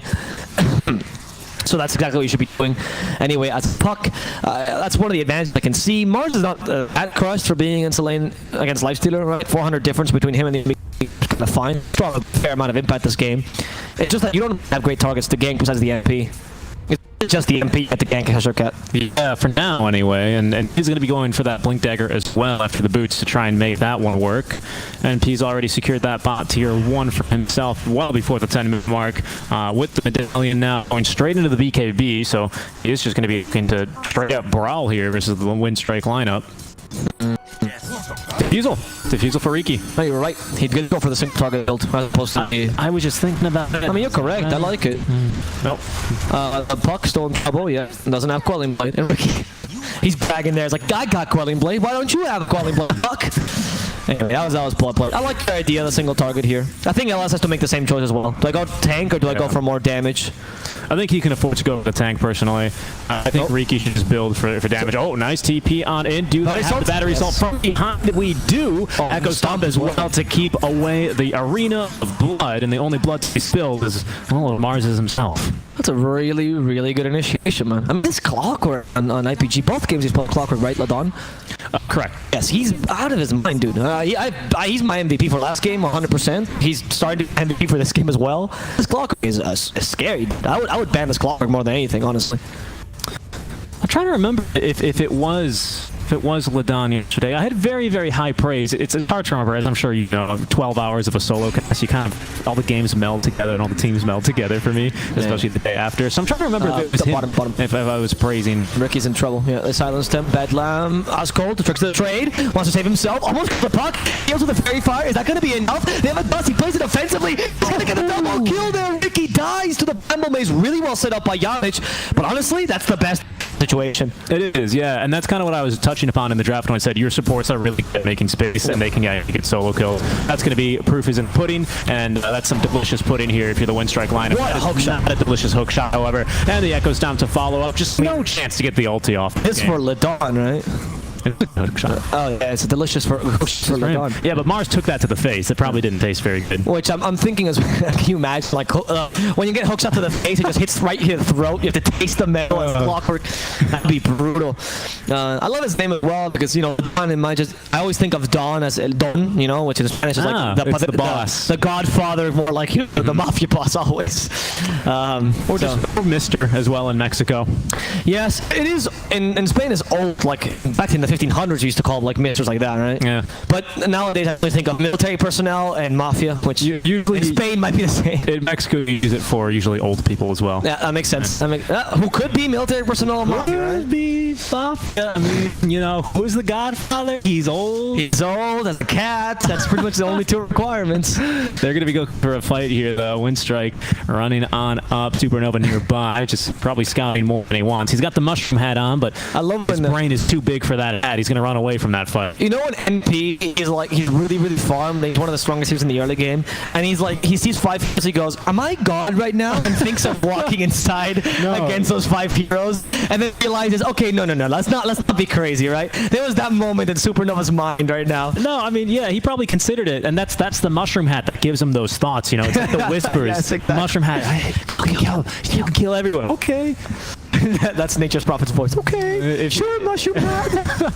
And we've got the death though up and running though for TA. She's away next, and the Blink, she's actually got really, really good progress here towards that Blink dagger as well. We've not really seen IPG go for too much action here. I suspect that they're about to start though, because this Diffusal Blade for Riki's only a couple of CIS away. He's going to get that in with the wave here. That's going to be completed. We're another 1,400 away from the BKB, but pretty close here. Can we check Elias first? Yeah. He's going for the armor build. Okay, so he agrees with me that it's better to go for this early game build. And, what? No, it's funny. I like the thought. I want you to finish, but I like the thought that, oh, it's my Riki and it's your life. Yes. Like I'm playing games here. No, we agree with him more than anything. He knows much more than we do. We're just commenting on what he's doing. But I like his build, right? Because the armlet into the Heaven Bird allows him to still be tanky and useful, but you are getting a bit more damage and less farming ability, thus allowing Nature's Prophet and Riki to take the 1 and 2 slots respectively, and you kind of become a tertiary offlaner, which I think is the right way to play this game. I'm very impressed with IPG's outside the box tactics. All games, right? They're really thinking creatively about what their draft is. It's go time. Yeah, the Diffusal Blade is ready, and armlet as well. And armlet, yep. Not that he's gonna matter though. No, we only have. The Dragon Lance we're up against, the Death so close to the Blink Dagger, so if they can actually find TA, that's going to be a massive kill here in favor of IPG, and they are wandering over in her general direction. But Yamich is here to tank the smoke. Very good position by Yamich. Oh no, they're just a miss. Oh, they said they're going to go for the Mars. Not as important, but it is a kill in a core. It's not too awful. The 2 supports for now though. We're gonna solo kill Cheshire Cat. Like, oh, we can take this. They don't know the smoke nearby. Riki might get a quick kill here against Dark Willow. There you go. Yep, the Dark Willow is dead. The Trim Core's been used. NP's joining. Can they cancel his TP? The stomp was very hopeful there. And they do manage to murder the puck though, so the 2 supports are dead here for Winstrike plus the offlaner. Not a bad smoke gank. Not the ideal one, but... No, and actually, now that I'm realizing this, now that I just see TA TP away in front of, let's face it, 4 heroes she TP'd away in front of, right? They actually have a little bit of lockdown problems, except for the ulti. You can't really depend on Echo Stomp to really be there in the nick of time. So I think the solo damage Riki, or the single target damage Riki, which likes to build a basher, is going to be very, very strong here. Yeah, and also the single damage Riki is much stronger at, bursting down heroes. So maybe at one point the TP is not even good enough to actually out. Yeah, no, that's an even better point. Because with ET, right, particularly taking all your armor as TA, TA already has pretty bad agility game to begin with, so Riki is really strong against her. Kind of a glass cannon. That hookshot's gonna miss. That's the first hookshot we've seen. Okay, Cheshire Cat's gonna do a little dance to celebrate. Well, I was like, I'll get you next time, dude. Don't worry, my hookshot got buffed. It has a really low cooldown these days. It does. Yeah, they're still going for this though. He's like, don't worry, I'll deal with them. They sprout, they use the rocket flare. The vision game for IPG is very strong. They go for the Mars, and Mars like, how do I show my back to a Riki? And he gets ult. He will this time, Abo, but no follow-up. Yeah, I guess the ulti is just to annoy them a bit. They're going for the Roche, by the way. Oh, they are. Winstrike. They scanned it so the team knows they're here. Can they contest this in time? Seems a bit difficult. Clockwork rocket flares does not quite snipe the Roshan. They'll find the ET. It's only 2 supports here, so they can easily kill at least one of them. AT seems to be the target. No way he's getting that stomp off. But it's Roshan for a tier 2 down bottom. Not the worst trade for Dire. IPG is happy with this, honestly, just because they get more map control. I would normally agree with you, except this Aegis does line up with the TA's Blink Dagger timing.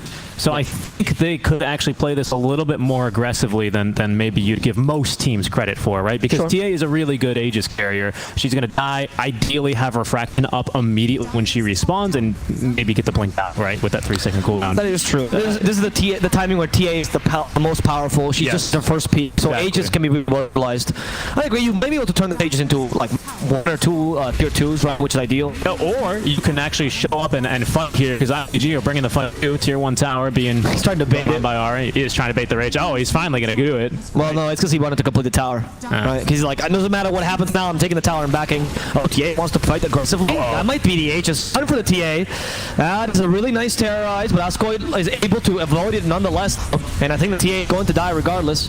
There's the Aegis gone, but they can continue to fight this BKB by Supernova. They destroy Ascold, and then Supernova was forced to TP. For some reason, he's had to walk in between all the heroes and TP. Not the ideal situation because they pummeled him from all sides.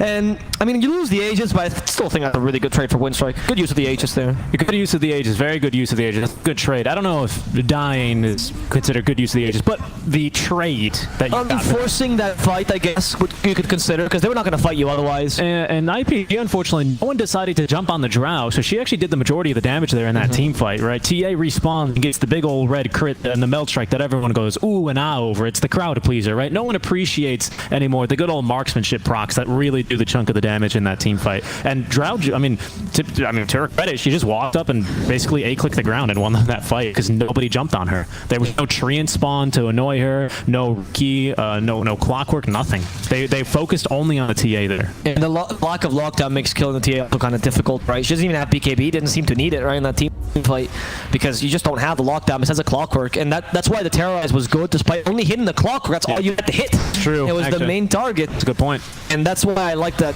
Dark Willow, or sorry, Yamich didn't decide to cancel it or anything. He wasn't like, oh, is it the best Terrorize? Don't care. Just throw it onto the clock. I wonder if Antohan knows that he's, yeah, now he definitely he's hitting smoked heroes. Yeah, he's pinging it. Yeah, because the Spirit, of course, doesn't reveal smoke.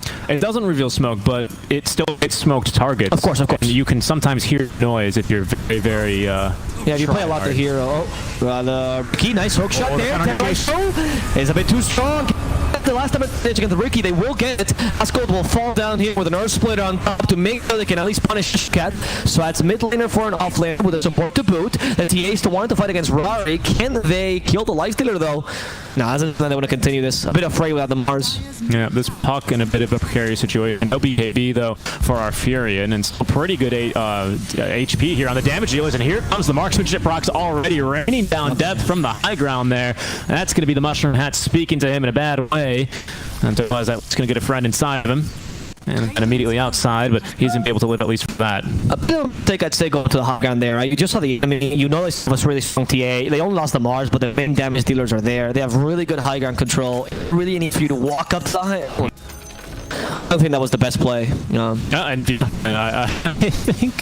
think they're going to agree. Supernova was probably trying to hunt the Puck. He knew the Puck was going to be up there. That's where it retreated to earlier on in the fight. And he's like, Courier? It's like you're watching a dog chase after a car. I've never seen a dog do that, to be honest. It's always the thing in cartoons. Mars in trouble, perhaps. There's the diffuse blade. Thank God he got the Invis rune. Now he's safe.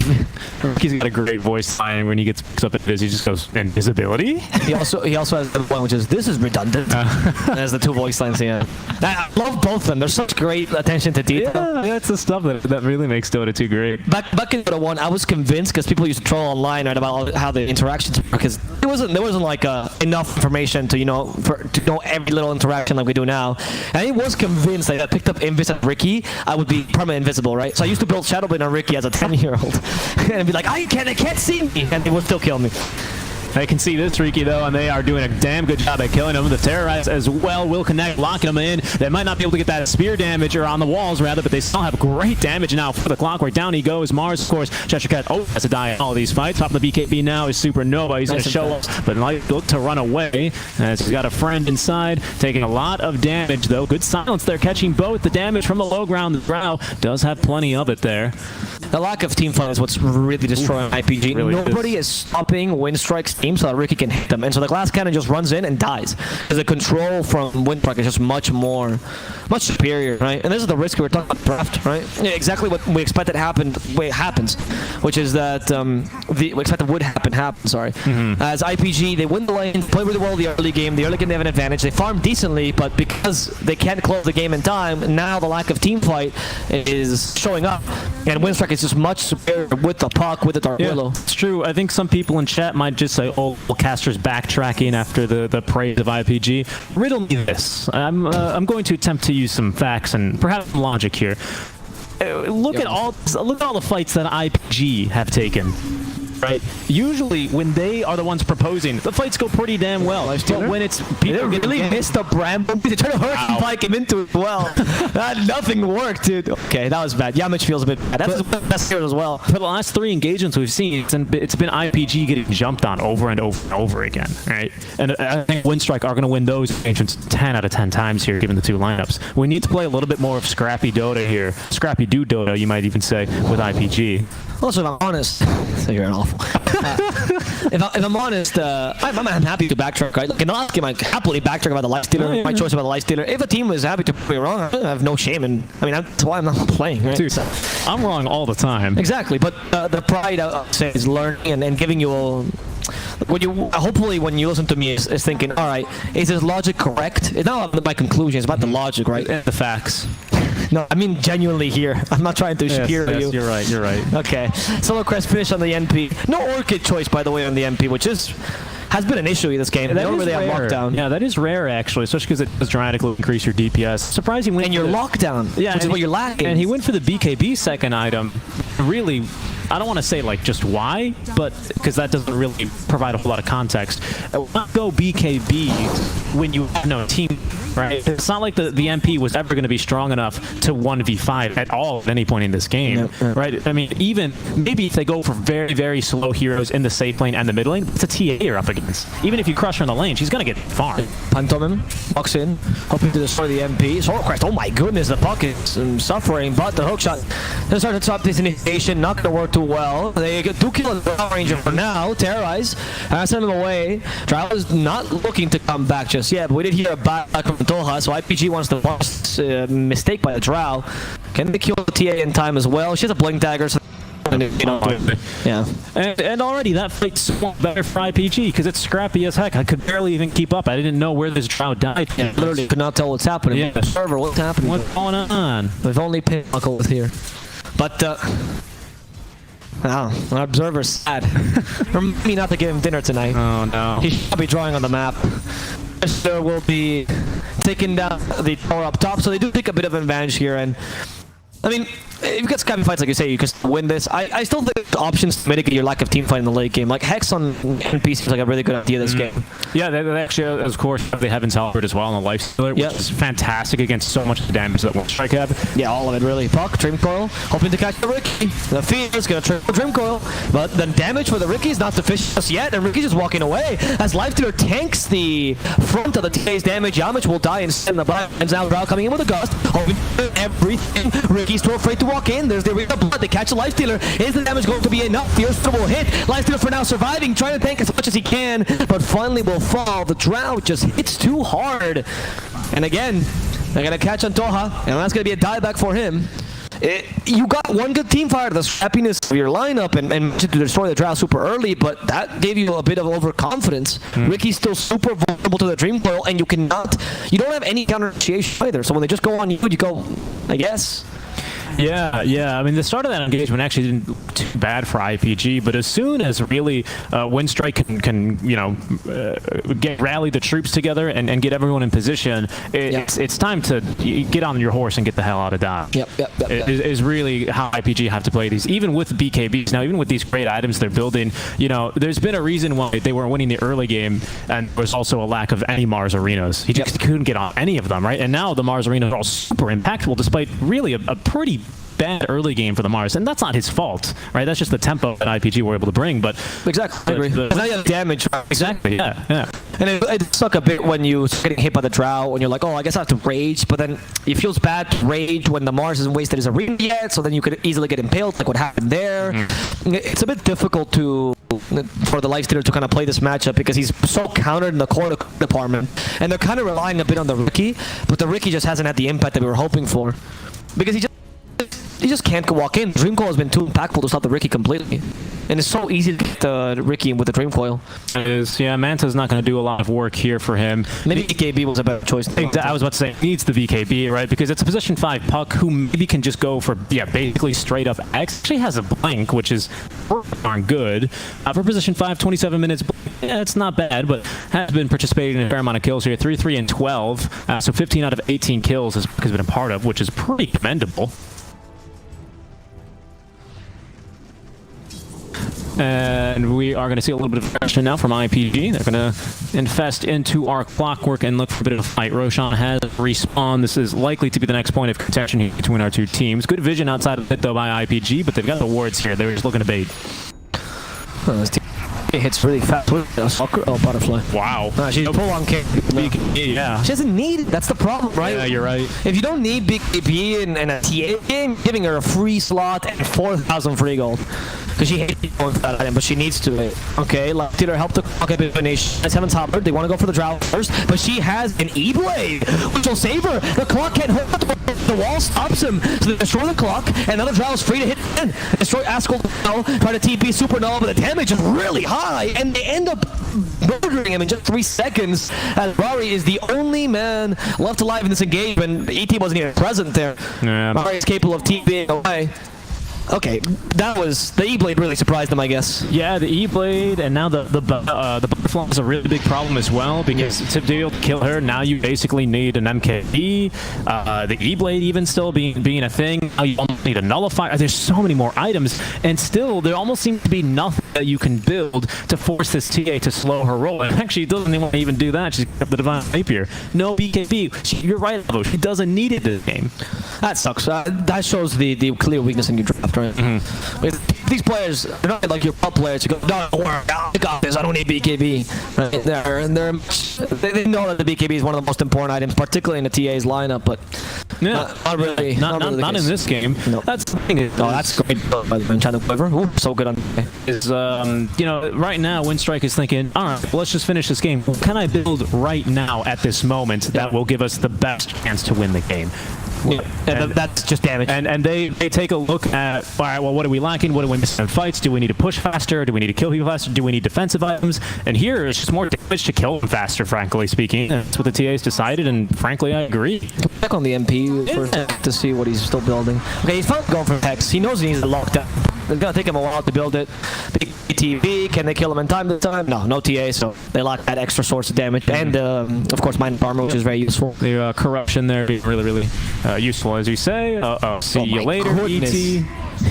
Yeah. Trap almost killed the ball. Nice. Very difficult now to bring back this game, honestly. Because you also don't have great, like, we even mentioned this in the draft. You don't have great heroes to play from behind. Nope. You don't have recovery mechanisms this game. Not much lane cutting, and it's all due to your choice of going for the MP. The lane cutting is okay with the Fury, and your lane clear is your wave clear rather is very, very weak, especially because it's not going to be the Battle Fury re-gear. So that's no longer an option for you. You're all really built to do single target damage, as our puck was getting chased by a Riki Maru. Unfortunately for him, underneath the sentry wards, and lots of sentry wards here. This is not going to be too kind to him in terms of finding solo kills. And here they go. Here's the issue now in mid lane. Winstrike might just be able to end it with his push. Oh, the stomp. No, not going to happen. Rapier, do they need it for this push? We'll see if RPG can even defend this. Because their high ground defense might be a bit better if they could just cut. If they could just smoke and go from behind, maybe they'd have a chance of killing Drow early, but that E-Blade is a problem, and you have nothing to stop her from using it. Yeah, exactly. The Furion is split pushing bottom. He top lane. Sorry, Mike.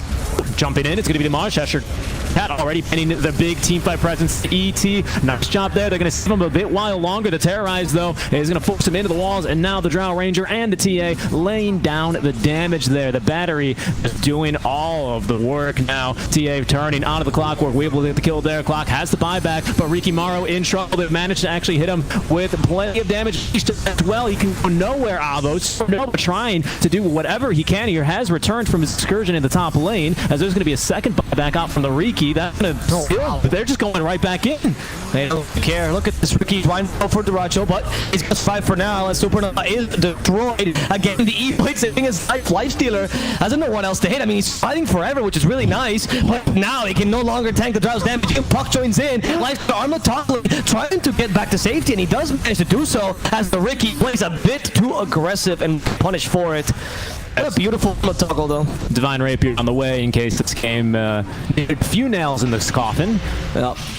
Lifestealer, I mean, his existence perpetual, but it's also meaningless, honestly. I feel that. I understand. Okay, they have a Ghost Hunter on NP. I guess your best option to deal with his physical damage. He did. He killed the courier. He murdered something. But now immediately he's gonna get murdered too. Yep. Even with the armlet toggling, the damage from the TA is a bit too high with Rapier now. You can no longer toggle that. It should just be about GG here. I surprised. I shouted it in surprise. Blunt dagger on Bell Ranger? Yeah. Choices. Why not, right? No stuns or anything. No stuns. Repositioning very strong here as well. They simply just don't have enough lockdown for even 2 damage dealers. The Rex will now fall. I think this should be Aya creeps easily. Okay, Tia doesn't want to complete it. No, they're going back. That's because they're going back to kill a Fury. All right, okay. Yeah, that makes sense. Die back, force him, and now you take the last lane of Rax. You still have the outpost control anyway. He's actually back here again. She might be in trouble. She's completely alone. It's though. It's fine. Yeah. I don't think she's too worried about this. Heaven problems her. She blinks into the stomp. The arena blood stops the initiation for lifestealer. No damage. Yeah, they just can't do. They can't kill anything. Lack of lockdown, lack of damage. Attack range there with the enchanted quiver. See you later, ET.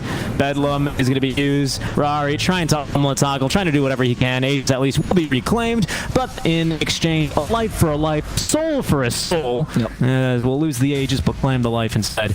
And they'll die back, actually. Well played. Yep. I think that Winstrike played a really solid game this time, but it really does boil down to me to the draft, mostly. I think that IPG had a very risky idea, which they didn't execute too badly. But when you have such a risky idea like like IPG, you either play the game perfectly or you lose. It really is that simple. Yeah. Even the smallest mistakes that you make will make you lose the game. And in this case, I don't know if you can even consider this a mistake.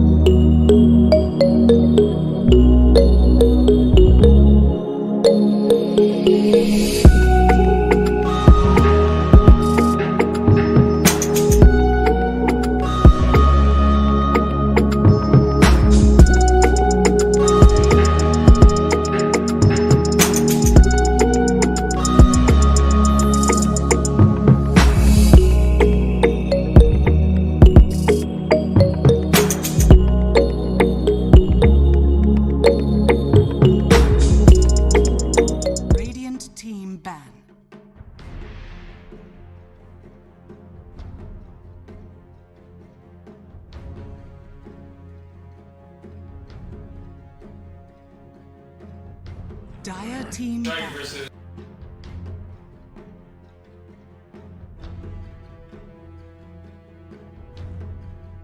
Radiant team ban.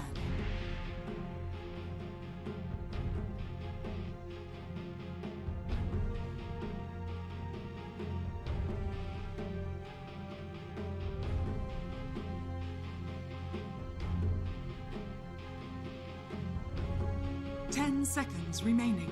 3? 5 seconds remaining. Spanish pro player. Dire team I like ban. this with the bars and. Nice. I mean, I think the setup is good. It just sucks that we Radiant just... team No, I know. I agree. More of a match, right? Right, for sure. For CIS. Dire team. So I can avail of that. I'll be quite happy. And what is tomorrow's match? Honestly, off the top of my head, I don't have mics, by the way. Let me check before we get started. Oh, by the way, do you need me to adjust your audio anywhere? Like, are your headphones too loud? Do you want yourself louder? Nah, I in don't your give a ears? shit. I'm fine. Okay. I really adapt to these things, unless I'm being super loud. Well, I mean, no. I'm talking about just your own, like, your monitor. That's fine. Oh, that's funny. Oh yeah, I always default to that because I guess I checked it a lot. Me too. Yeah. Does me it also too. do that for you? That's adorable. Yeah. Well, this is your Google account, right? So. Oh, okay, never mind. Your Google account. Ah, what the fuck? What do you do, dude? You have to click on CIS. Yeah. Lower division. Feels so nice, dude. Oh. Okay, let's see. What? 10 January seconds 20th. remaining. Oh yes, okay, that's a really good match to start this on because Bait is gonna bring the most viewers because obviously Dandy. Also, Dendo. I'm very excited for Shaq Gilebel. I talked to the producer on Snow Sweet Snow is a really cool guy. He's Serbian, and we shoot the shit a lot because I've no one to talk to, and he's no one to talk to. So That's nice. But I was like, how do you pronounce this? And he's like, it's very hard. Americans and white people can't do it because it's the JB or the BL sound or the one of the. Oh, yeah, I know what you're talking about. It's it looks like a B and an L together, and they make like the. Yep, exactly. And that one just doesn't exist. Ready? Yeah. I had to learn that when I was learning Cyrillic. 3, 2, 1. Hello guys and welcome back as we're casting the DPC CIS lower division games here on the official English cast. It's Winstrike versus IPG and we are on the final game of the series. This is the best of 3, which means whoever takes this takes all. So this will be the first performance as well in the league for both of these teams, if you don't count close qualifiers, etc. And of course both teams want to start out the league with a nice little win. As you know, it brings up your spirits. A lot of morals there. A lot of morals. Morals. That was my Spanish. Could you tell that Avo and I had a little bit of a bite to eat in between? He started that one with so much energy, a pep in his step, and you know what? I'm here for it. We're watching the DPC My morals are lower up. division. And already we have our first 2 picks out of the way. Phoenix, Wraith King, and the Earth Spirit Leshrac to counter. Now that Lesh actually did appear in the banning phase earlier on for Winstrike, so this time it does not. Instead they're going to ban out the Puck. Was it? Oh, they actually banned these 2 heroes in the first game. Both Earth Spirit and Lesh. That's correct. Oh, well, that is going to be a good game then. Yeah. So I'm excited that they, I don't know if they've let it through. They decide they don't want to deal with this Puck. Batrider is always going to be a threat as well. And we'll see here. I mean, I get I don't think the Winstrike bans are necessarily bad, but I'm more than anything excited because if you ban Earth Spirit Leshrac in the first game, clearly you know that these are heroes that Imperial Pro Gaming are particularly known for. And these players know them better than anyone because usually a lot of the players when they actually draft, yes, there's a lot of investigation involved, of course, because these players are professionals. But at the same time, a lot of them also play together in pubs, so they also have this feeling of like, oh, I know this guy's really good at this because he spams in his pubs. Like for example, I know that there's certain players that have like pub heroes that they don't play in competitive very often, but occasionally they might want him and you just ban him immediately, right? Because you just know that, even if they haven't showed him competitively. A very common example, and that has been shown competitively, is Weeha Meepo. Oh, right? Weeha Meepo's a big one. Right? Yeah. I mean, that's just an example. I think everyone who's watched Pro Dota goes, oh, yeah, I know what you're talking about. Exactly. Yeah. And that's exactly what it is. In Spanish, it's El Prohibido. Oh, it's true, yeah. In the Spanish cast, we always have a word for the hero that always gets banned for a player, which is El Prohibido, the prohibited one, or the forbidden one, The forbidden one, I think it translates a little bit nicely. Yeah. That's very nice. And every time someone says that, I'm thinking of Cthulhu, but it's actually a PA, and it's great. Anyway, I like the start by Winstrike. Like, if you don't consider the comfort picks, I like the start by Winstrike a bit more. And I think the Wraith King is very powerful this patch. It's the tempo that Winstrike seems to like playing, which is the mid-late game tempo, 35 minutes in. And Phoenix is always really solid. Cat is actually a really good Phoenix player, though I do think that they might not run it 4. Both Yamich and Cat play this hero, and they're both, I mean, at least in the previous iterations of teams I've seen him in, they're just both really solid Phoenix players. Cat is a very dominant player. He uses a lot the abilities around him, and Yamich is much more of the kind of solid support. So we're going to see the positioning egg, right? Not so much the outplay. Just exactly. Being able to position, knowing where and when to egg. It's not so much the super, like, oh my god, what a great supernova. It's like, oh, that was a really clever supernova. Yeah, That's exactly. very smart. Exactly. And that takes a lot of skill and a lot of game sense to be able to immediately. I mean, there's so many things going on at the same time in Dota. Even the fastest caster, Zavo, his mind thinks a million miles a second. As you can see me speaking, he can't even. No one can really catch everything going on. So it's incredible when players, especially, can take all that, digest all that information on the screen they have available to them, and make a split-second decision. That's why a lot of players can't always explain their thought process, because it is innate to them. And a lot of they've played so much Dota, they just know some things by heart. I mean, I've talked to players who couldn't even explain how they played the spaces in the map, but they did it perfectly. Like, they did it 10 times better than I would, but they couldn't explain it because they never thought about it. They just did it innately, right? Because everyone does it. It's like, Artesia, how do you learn to abandon games so quickly? Well, I don't know. I just kind of like go, get me out, and then it happens naturally, you know? Yeah, it really helps speedrun. If you want to speedrun abandoning, if you get cliffed, that's particularly one of the best things. One of the best things. You want to reduce your playtime in the game. We're going to do a little frame-perfect trick called getting cliffed by flame break. Envy did have, like, Envy was the first guy I ever saw on the stream to actually console command to leave the game sooner. I'm like, what is this efficiency APM to just leave a game sooner? I promise we'll get to the draft here momentarily, but just because my favorite Envy clip of all time, and there's many to choose from, of course. No. My favorite Envy clip of all time is when he was playing Troll Warlord, and then he got he leveled up to 25, and he's like, does this dispel? Can I use the strong dispel to get rid of lasso? And he goes, let me check, guys. Hold on 1 second. And he disconnects from the game, opens up demo mode, spawns in an enemy Bat Rider, levels himself up to 25, and tests it. And he goes, yeah, it works. And then gets into the game in like 20 seconds. I didn't know that story. That's great. It's incredible. That's what the APM is for. It's incredible. Really, it was like no typos, just boom, boom, boom, boom, boom. He did it. So now talk about the draft. Winstrike is going for a very heavy team fight draft. It's incredible how strong their team fight is, and it's very solid because you have counter initiation in Tide and Phoenix, but also solid initiation in Phoenix and Tide because they fulfill both roles. Good control in Tide, good damage in Ancient Apparition, and Wraith King also being a nice little tank to go in. I mean, it's very well done for Winstrike. I also love the AA as a counter to the IO. Yeah, it's a big one. And it counters most IO partners because, for example, IO Troll, not great against an AA, right? TB's already banned, one of the more popular partners as well. Gyro still seems like a decent pick here, to be honest, but Gyro's core-to-core against Wraith King is not the greatest. Yeah, they're not going to deal with the carry just yet. They want to go for Beastmaster. That's interesting. Usually, a lot of teams will like to pick the carry here in that, like, with this specific draft layout, because you get 2 picks to protect it, and you don't have last pick, which can be really, really scary. Especially because you know the lane matchup already, right? Yep. That's what's interesting to me. So I wonder what IPG have on their mind here. Maybe a cheese pick in mind?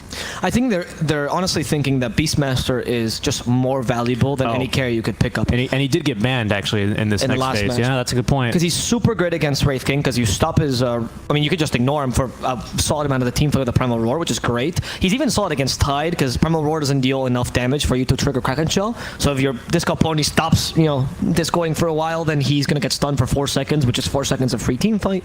And also, against an AA struggles to kill those boards. He's like, 1 chilling touch, okay, wait 5 seconds, another chilling touch, and after like maybe 16 seconds, you finally kill the boar. Sucks to be AA against Beast.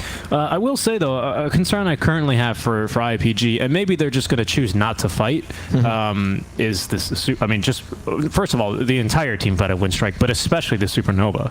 Yeah, Supernova is a concern. You don't have a hitter right now. No. That's why I really like the Gyro. I think that, I mean, I know Gyro against Wraith King is not the greatest matchup, but Gyro's really good against everything else Winstrike is presenting, and he wins the lane against Tide as well, and he's a great IO partner, right? He's also a good Phoenix hitter, or egg hitter. He is, yeah. I don't think he's that bad. I think in the last patch, the new Rocket Barrage is not bad. We've seen a lot of builds of Gyro mid, where they play him with magical damage with the E-Blade. You can still run that as a carry if need be, right? How would you feel about something like a Medusa? Just nice and tanky, lived through that initial burst, actually. Lots of AoE damage. The Snake seems particularly strong in lane as well. It's actually a very strong pick. Good lane runner. Wow. Yeah. So yeah, the gyro. I mean, the gyro always comes to mind, right? Gyro Wisp. It's the new IO Tiny. But I like the Medusa because Ancient Apparition will stop your healing from IO with the Ice Blast, but Yes. Medusa will still get the mana regen from IO, so you still get the mana. Oh, that's actually that's a really good point. I was just thinking live through their Ice Blast, and who can do that better but Medusa? Yeah, but that's a really solid point. I like the Medusa a lot. I don't know if it's a bit too slow though, considering IPG's lineup. They might want to try to play with something faster. Yeah. Okay. That's the idea. The issue I have with it is it's not a great Wisp partner. The Monkey King is so strong though, and it does have a faster tempo than the Medusa, obviously. But it's a strong hero overall, so I'm not too upset about it. But I think you're leaving a little bit of like Wisp being sort of underutilized here with this draft, unfortunately. And that's just the reality when you get counterpicked by the AA, unfortunately. There's also a lot of risk in this lineup because Monkey King's ultimate here is going to be really difficult to set off. You don't have anything to set up for the ultimate, but on top of that, you're gonna get kicked out. Like, they're gonna supernova in your ultimate or ice blast you. Hell, Wraith King might just walk in because he doesn't really care. Tidehunter will ravage you, and you'll feel like the Wukong's command is more of a turn than anything else. There's a lot of magical damage on Winstrike to not deal with your armor.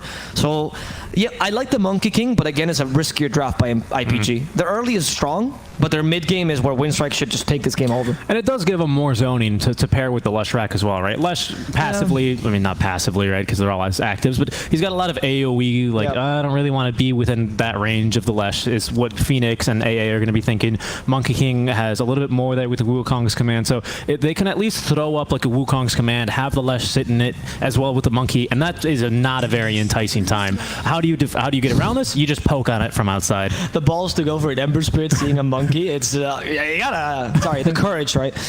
Really, really impressive by Winstrike, because they're like, yeah, I dare you, put your monkey mid, dude, put your Lush Rack as a carry, come on, let's see what happens then. So, I like the Ember.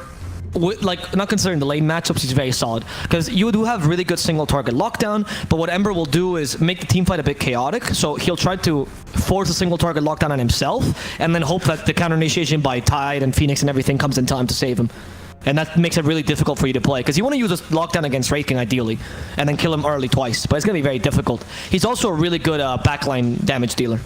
I like Winstrike's lineup a lot. Also, they're sponsored by Chupa Chups, which is from my home country, so gotta support them. Oh, are they? I didn't know that. Yeah, Dali designed their logo, actually. I'm not proud of Dali, but I'm proud of Chupa Chups. I knew him by Salvador. Okay. I'm so sorry. I didn't realize you were one of his concubines. You know, I was the one that would walk his pet crocodile in New York. Oh my which is a real thing that Salvador Dali had. I think there's going to be like 3 art people in the audience. That guy was just a twat. We don't really like him back home. Either way here. But Chupa Chups is great. And we don't invent many things in Catalonia, but we're proud of our candy on the stick, so... Bit of bias there. I'm gonna say it. All right. It's German now, unfortunately. Well, we're going to take a look here as we get underway in game number 3, the deciding game. Who will be able to open up their DPC lower division journey with a win? It's going to have to be a 2-1 out of 2-0, but a good series for both teams overall. We'll take a look here as we do have ourselves your classic CIS pause here at the beginning. Taking a look here at what our lanes here should be shaping up now that we have everyone loaded on in. Of course, the mid lane Ember. Who are they going to throw mid lane against them? They will be throwing the Lashrak here versus the mid lane Ember is going to be the final decision. So it's going to be Rari then on the safe lane Monkey King. Again here, supported by the Wisp. It's actually a pretty dangerous lane, and even for a Tidehunter who generally can out-sustain almost every single lane matchup, definitely including versus melees because of the Anchor Smash advantage, in this lane, he's not going to have that fun of a time. Yeah, it's true. I think a Tide can actually... Because what they did with Tide, which was very good, is why he's getting played a lot, is they kind of increased a bit the AoE of the Anchor Smash. So you can actually now hit Monkey King before he hits you, which is ridiculous because Monkey King's range is crazy. Yeah. So there are ways to mitigate his healing. Like, for example, if you get Anchor Smash off before he tries to get the stun to heal, you're going to reduce that healing considerably, right?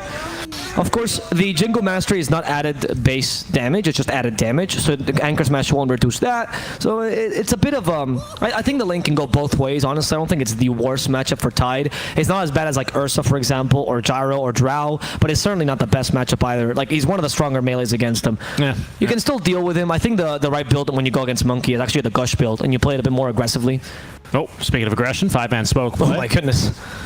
What happens when you watch a Wraith King dancing into your high ground? Apparently not care, because you have a really good tether there. Yeah, fantastic. They seem prepared for that gank, huh? They really actually kind of did. That was strange. And that's actually something that IPG, I've seen them do as well in their game versus Snow Sweet Snow. They actually do like to go for those very early and aggressive moves. So perhaps knowing their opponents here, they thought something was going to be coming their way. And they decide to avoid it. Sorrowful beeps. Not sour beeps. Sorrowful. Yeah, sorrowful. Right. I don't know. Sometimes I'll hear a native English speaker say a word, and I'm like, is that how it's supposed to be pronounced? I've been saying it wrong my whole life. You have been saying showdown wrong your whole life, yes. It is showdown and I will die. That is the hill I am dying. No, it is definitely showdown. I am sorry, guys. Oh, top lane, though. That's going to be first blood. Supernova just kicking that icicle in the butt to draw first blood. That's going to be a nice bonus here for our off lane Beastmaster. Even denies his boar. Poor guy. One of the reasons why A also struggles against the Beastmaster is that you have pretty low base armor, right? So when Beastmaster, you're like, I'm going to trade with his boars. And Beastmaster at one point is like, what if my boars just trade with you and you win? Like, there is a point when the A actually loses the lane to a boar, which sucks, of course, especially once, I think it's level 3 usually, when the A can no longer withstand 2 boars hitting him. Let's see how this works. Oh, actually, a point to be made, though, about the bottom lane is the Phoenix is great against Monkey. So that is going to be a... you might even be able to win this game, honestly. Or win this lane, sorry. Like, not in the sense that you're going to kick the Monkey out of lane. He's still going to farm. I mean, yeah, look at that gush build. Look at how much damage the Tide's putting holy up. moly. Yeah, I told you, this matchup can be won. And Cheshire Cat does like his beefy heroes. His Timbersaw is his favorite hero, so... I mean, the only thing I really can say in defense of the worst Monkey lane is really, it's a fault of the Phoenix. His cooldowns are incredibly long, right? And the thing with Monkey King is, even though you do counter this right-clicking style sort of hero, right? Same thing with a Slardar or a Slark if he wouldn't purge it off immediately. It's such a long cooldown on the Fire Spirits. Whereas the Monkey, he's got no cooldown on Jingu Mastery. That's true. That's true. So it's all about the right usage. Like what Yamich is doing is really smart, right? He's only trading when he has the spirits available. Exactly. I mean, he's trading so hard. Yamich is playing a solid Phoenix. Well, the thing is, he's punishing because Rari decided to take Boundless Strike to secure the range creep, and he does not have Jingu. So Yamich he knows. There we go. Yeah, no Jingu, no damage. He's fine. All right, you hit me if you want. Very good point, actually. I agree with you there. That's a support mentality. Usually you see it a lot. Did the Bristle take Bristle back yet? No, I have to actually right-click him now. Same deal with the Timber, same deal with actually here the Tide Hunter and his Kraken Shell, which he hasn't taken a point in. Of course, Wisp doesn't really want to get too close lest he eat a gush. Yeah, I honestly don't think Kraken Shell is worth more than 1 point nowadays in lane. It's true, yeah. Even honestly, some Tide Hunters will ignore it completely and go for the gush. Like this lane, you have no stuns, so are you really dispelling? Nothing. Yeah. Obviously, you still want to get Kraken Shell afterwards, but it depends on how aggressive you want to play the lane. We'll check back in on that bottom lane in a bit once we have a few more levels in the Jingu. Although with I mean, again, it's honestly very nice to watch Yamich play on this Phoenix. I think he's been. I know it's stupid, but I'm just watching the lane. I'm like, wow, this guy is on point with his spirit choices when he's harassing. He knows when to pull the lane appropriately. He's making this lane really difficult for Rari. Very, very difficult. He is, and the Wisp exists mostly as just a buff machine, right? Tied to the hip of your carry basically all game, and he doesn't really perform other support tasks very well. And I think Yamich, to your credit here, is doing a really, really good job of exploiting this. Wisp's not going to go and pull at the very least and make some use. But again, you're completely right, where the Phoenix is just going to be well suited for these general support tasks, and Wisp is tailor-made to do one specific thing. Which is healing you in lane, right? Yeah, and providing attack speed. But yeah. Which means that the lane will never be lost by Monkey King, but usually the issue with Wisp is that you don't also win the lane. So you're just kind of some sort of middle state. It's the purgatory of lanes, right? The Skeleton's getting kited out by the boars is maybe one of the dumbest things I think I've ever seen in Dota. I mean, but the Skeletons are... Look at the Beastmaster. He had to run away from the Skeleton. This is ridiculous how strong that ability is. So while the lane Beastmaster is probably one of the better heroes to deal with Wraith King still has one of the strongest laning phases of any carry, honestly. He's up there with like the Ursa the Troll, now with a new crit, in terms of laning presence. And AA brings a fair amount of damage, which is not bad. The combo is not bad either, because you have Cold Feet to kill the Beastmaster. They're fighting down bottom. Here we go. Boundless Strike with the Jingu actually doing some damage. Nice. And that's going to be a kill into Cheshire Cat, perhaps Yamich as well, but nope, he's got the Icarus Dive, and off and away to safety he goes. Ember, though, is going to take a death in the mid lane, as his brother will be ganking him. Say hello to Mom for me while you're gone. Well, that is pretty bad for the Ember, honestly. I think the Ember in the matchup against Leshrac, the lane is kind of even, to be honest. So maybe even Leshrac favored. But the difference is how you play it, right? Ember's supposed to rotate really early, try to create space, whereas Lesh is about the objective gaming, much more so.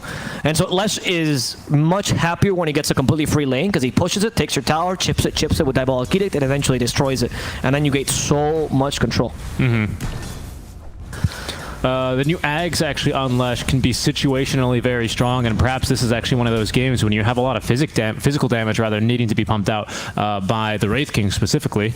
That's not bad. I think the Ags is like a solid B tier, honestly. The Ags is pretty good. Maybe this matchup, if you had more magical damage in your team, I agree with you. Oh, that's a fair point, yeah. But you don't really have much of that. Magnetize is not some magic damage to be ignored, though. That'll add up. But your monkey's going to be really frustrated when you're walking around making everyone. That's a good point, yeah. He's going to be upsetty spaghetti. Yes. Ascold is unable to, or Ascold, sorry, has taken over the lane a bit now, but Ember's still managing to get decent farm. Not much rotation. I think Ember is a bit afraid of leaving, because right now your Phoenix can't really go mid and take away the pressure from mid lane. Because first of all, he just dies to the Leshrac, to be honest, and second of all, he can't leave Tide alone. And because of this, the Ember is kind of pigeonholed to stay in the lane, even once he hits level 6. You see Ascold trying to push as much as possible already with the catapult extra. He's already maxed out the Diabolic Edict. Very happy with his build. No points in Lightning Storm, though. Not much need, to be honest, this game. Yeah, I mean, versus the Flame Guard, right? It kind of feels like, what's the point? Even a singular point of the Flame Guard. But, you know, force 1 point in the Flame Guard. Not like the Ember is too upset to take it because it increases his farm. And in they go. Unfortunately, the Rolling Boulder is going to miss. Boulder Smash doesn't, however. That means that the Remnant running as fast as it can is not going very fast at all. But it's fast enough for the Ember to safely retreat. Ember was like, should I just walk? Oh, he goes for the Haste Rune. They missed the Split Earth, and I think he's dead. Ascold, maybe not. No, the damage from the AA is sufficient. He had a bit of healing there towards the end with the Magic Stick. Wasn't enough to save him from the Ember and the AA. Good play there. Actually, knowing that he could just run away from the Split Earth, it takes forever for Leshrac to do that, right? Yeah, and actually just a very, very aware move to be making that play. I think lots of heroes would see an Earth Spirit miss the Rolling Boulder and go, well, I guess I'm going to sit underneath my tower for 30 seconds until he gets bored and leaves. Whereas this guy goes, oh, a rune, I'm going to go and take that and win. Yeah, it's true. Turn the tides. Actually, Rari, he's trying to fight here. They get a kill up top. We're seeing a much more interesting initiation down bottom. Those spirits are helping, but maybe not enough. Shishakat's still in trouble. No Ravage available on him. The stun connects. Only level 1 of the Kraken Shell, which means he's going to fall. And Yamich might also die to Ascold, actually. The Pulse Nova alone is going to end up bringing down the Phoenix. Ember rotates finally. They've maybe dove in a bit too far. And Toha is going to pay for the price here as Ascold is left alone. Monkey King still wanted to join, and they actually find the Ancient Apparition because the Ember couldn't really divide the Diabolic Damage. Nope. Just let him die. It was a bit too risky there to get involved with the Edict. The Flame Guard's not going to do diddly squat against that. That's a nice phrase. So I'm being very American today, I suppose. I wanted to point out something that we're talking about, well, the play of the Ember, right? Which is that I've noticed that in CIS Dota there is a lot of more. I don't say this as a newcomer. I'm saying this from all the years I've watched this Dota, right? That there's a lot more. Oh wait, bottom. Bottom. The tide is gone. It's gonna die again. Bye bye, Shashakat. Yeah, Easy. Phoenix. So yeah, in CIS Dota there's a lot more impact towards the surprise factor. People value that much more. So they will sometimes play what is like not.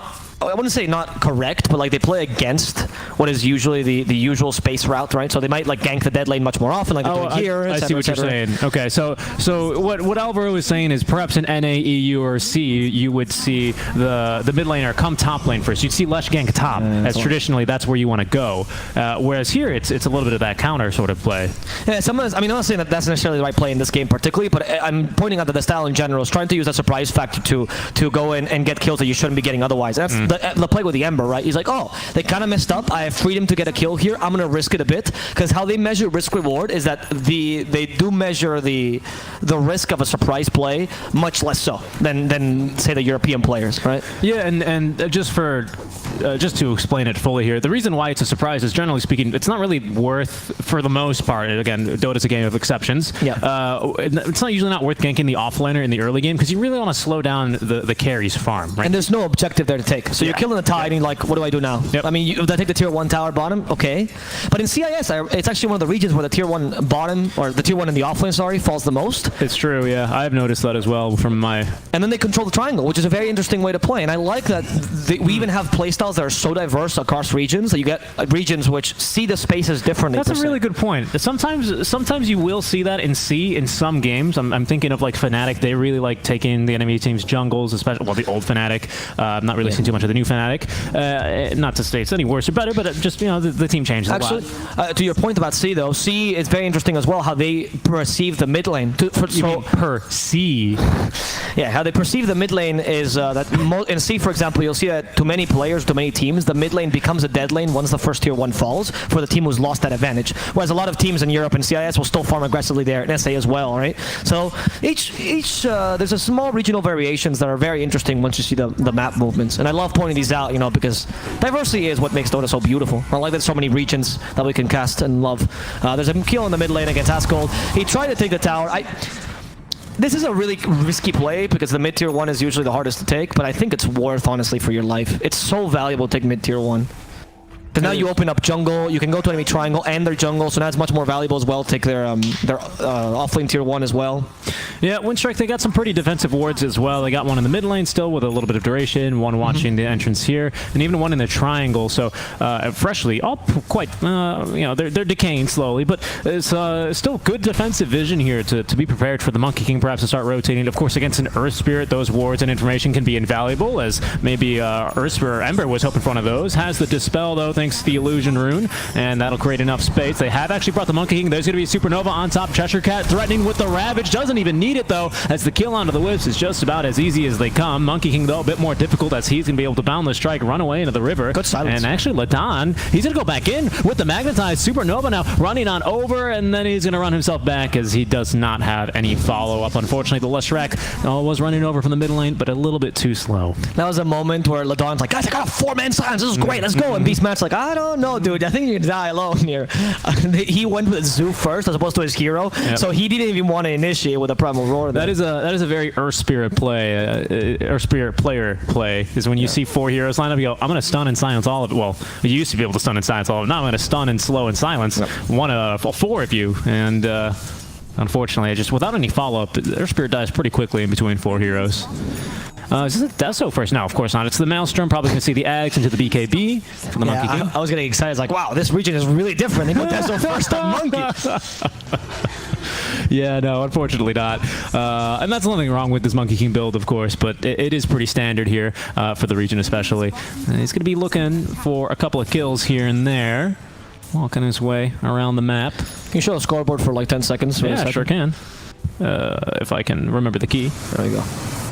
I think that's what they meant. There we go. Yeah, so we can see the inventory now as well. If you guys want to just check it in. And we can comment some of the things, and then Necros on the Beastmasters that play though here. Take the scoreboard off, because Cheshire Cat could be in trouble. Ravage. I mean, okay. The Ravage at least hits Supernova. They can go on to him. The Phoenix is here as well. Doesn't it feel bad that your name is Supernova? It's Phoenix that kills you? Yeah, of all the people here. And Ember with the haste rune ganking from the mid lane. That feels bad too when you're rooted down. They're going to try and relocate out. They really want to kill this Wisp and can. Rari's going to get the Jingu Mastery, but hasted, and the Ember Spirit is easily going to be able to outrun him. And it's going to be 2 kills there for IPG. It felt like that was going to be a lot bigger of a fight, didn't we? We saw a Ravage, we saw a Roar, and then the fight kind of just, I mean, the engagement petered out from there. Yeah, I mean, the Ravage was one of those things. As Tide, I can also understand. It's a very Tide play. Like, oh, guys, they're diving me under tier 1. I have Ravage. This is the perfect play. But obviously, IPG was ready for that, and they knew. They still lose Beastmaster and I, which is not bad, considering that you just did a big blunder, which is you dove a tower against a Tide. Never do that. Now, that's one of the bigger mistakes there. But I could see IPG's idea. They wanted to put pressure up top. I don't think it was the wrong play. It's just that they saw the Tide a bit too late. And the Ravage was very fast as well. That's why it only caught 2 of the heroes. How's the farm for IPG though? Okay, so they're not... The Monkey King is not capable of rivaling the Wraith King. I don't think he's going to be able to match him either with Maelstrom, because Wraith King just farms so fast with skeletons. But he's at least equaling the Ember Spirit, which is not too bad. And he's going to farm even faster with Radiance, which he's almost got enough money for the Relic for already. So he's making pretty decent progress there. Leshrac has finished up the Yule Scepter, has enough money for one of the components now of the BKB. Might go straight into that. Very important, this BKB, this game. I love the choice for Leshrac. Some other Leshrac sometimes get a bit greedy, like, oh, can I get away with like a Kaya before? No, just go. No. Like, you're up against so much team fight. Ice Blast will hit, Monkey King is dead. Did he actually trigger the... Yeah, he did. He did. Yep, it came out. That's terrible. I mean, not like... The play is not terrible. That's just terrible for him, I mean. Yep. 120 seconds, very long cooldown. Lasts a long time, which is why the cooldown feels a bit shorter, but when you die as soon as it spawns, it really shows how long that cooldown can be. And the slow siege will begin here. Without the Wraith King or the Skeletons, they don't really push that quickly, but Slow and Steady will win the race here. Cheshire Cat able to basically tank the tier 1 and nuke the waves for days. That is until, anyway, the Leshrac comes up. Leshrac is going to try to defend this tower best because they know that since they took the tier 1 and they even sacrificed Lesh for it, they have to keep this map control as much as possible. So they're going to put a lot of effort into keeping that tier 1 alive. As we guys know, what is it in the CSGO? They say pros don't fake, right? That's true. In Dota, it's pros don't deny tier 1's mid. No, they don't. Yeah, because you can sometimes bait players to run in and keep themselves killed over trying to get the tier 1 and then deny it and then tip them. Now with Spirit, though, he's looking for a fight. He's going to find one. Onto the A he goes. Also slows down. Oh, nice Supernova. Supernova, though, and to the Ravage on top. Why not have an Ice Blast as well, they say. Supernova trying for the kill onto the AA. They're going to go refresh the Magnetize. Ladon jumping in as soon as the Supernova ends. Looking for the silence on the Earth Spirit. Ember, rather. He's going to find it. And Ascold ganking there from the side is going to be able to easily pick up the kill onto the Ember. Cheshire Cat a bit tanky now, though. Purges off one of the stuns, but not twice. And eventually, they will get the kill there onto him as well. 2 kills for Ladon. All in exchange there for our little old Supernova. So I think the Supernova was correct. Maybe the Ravage was a bit too much though, because you Ravage a single person, and then once you lost all your big team fight ultimates, because they know the Wraith King is not going to be fighting with you. He needs to farm. So knowing that information, knowing you also lost your big 2 control ultimates and your counter initiation, IPG made the really right play there. Yep. But see, they didn't even doubt it though. They went immediately for that quote-unquote risky play after the Ravage Supernova, because they knew they had to take advantage of a bad situation. That's true. Yeah, that's true. So kudos to them at least. Well played by IPG. Wraith King is about to come online though, so that's going to be scary. That's true. Yeah, we also have Necrobook 3, which is obviously going to dramatically increase his push, but also allow you to take a lot more map control just because you deward everything. It's incredibly annoying to play against. Necro 3 is annoying for the Wraith King right now because he wants to fight with the Radiance, but he doesn't have the Shard, of course, because he can't buy it just yet. And Necrobook 3 does take away a fair amount of mana. Depending on how the Wraith King is, you can just straight up kill him without reincarnation. They did increase the mana cost last patch. Ice Blast will hit the Beastmaster. There's your Necrobook 3. Ascold actually gets hit by it as well. Perfect. They take the tower first. The relocate, though, will save the Leshrac.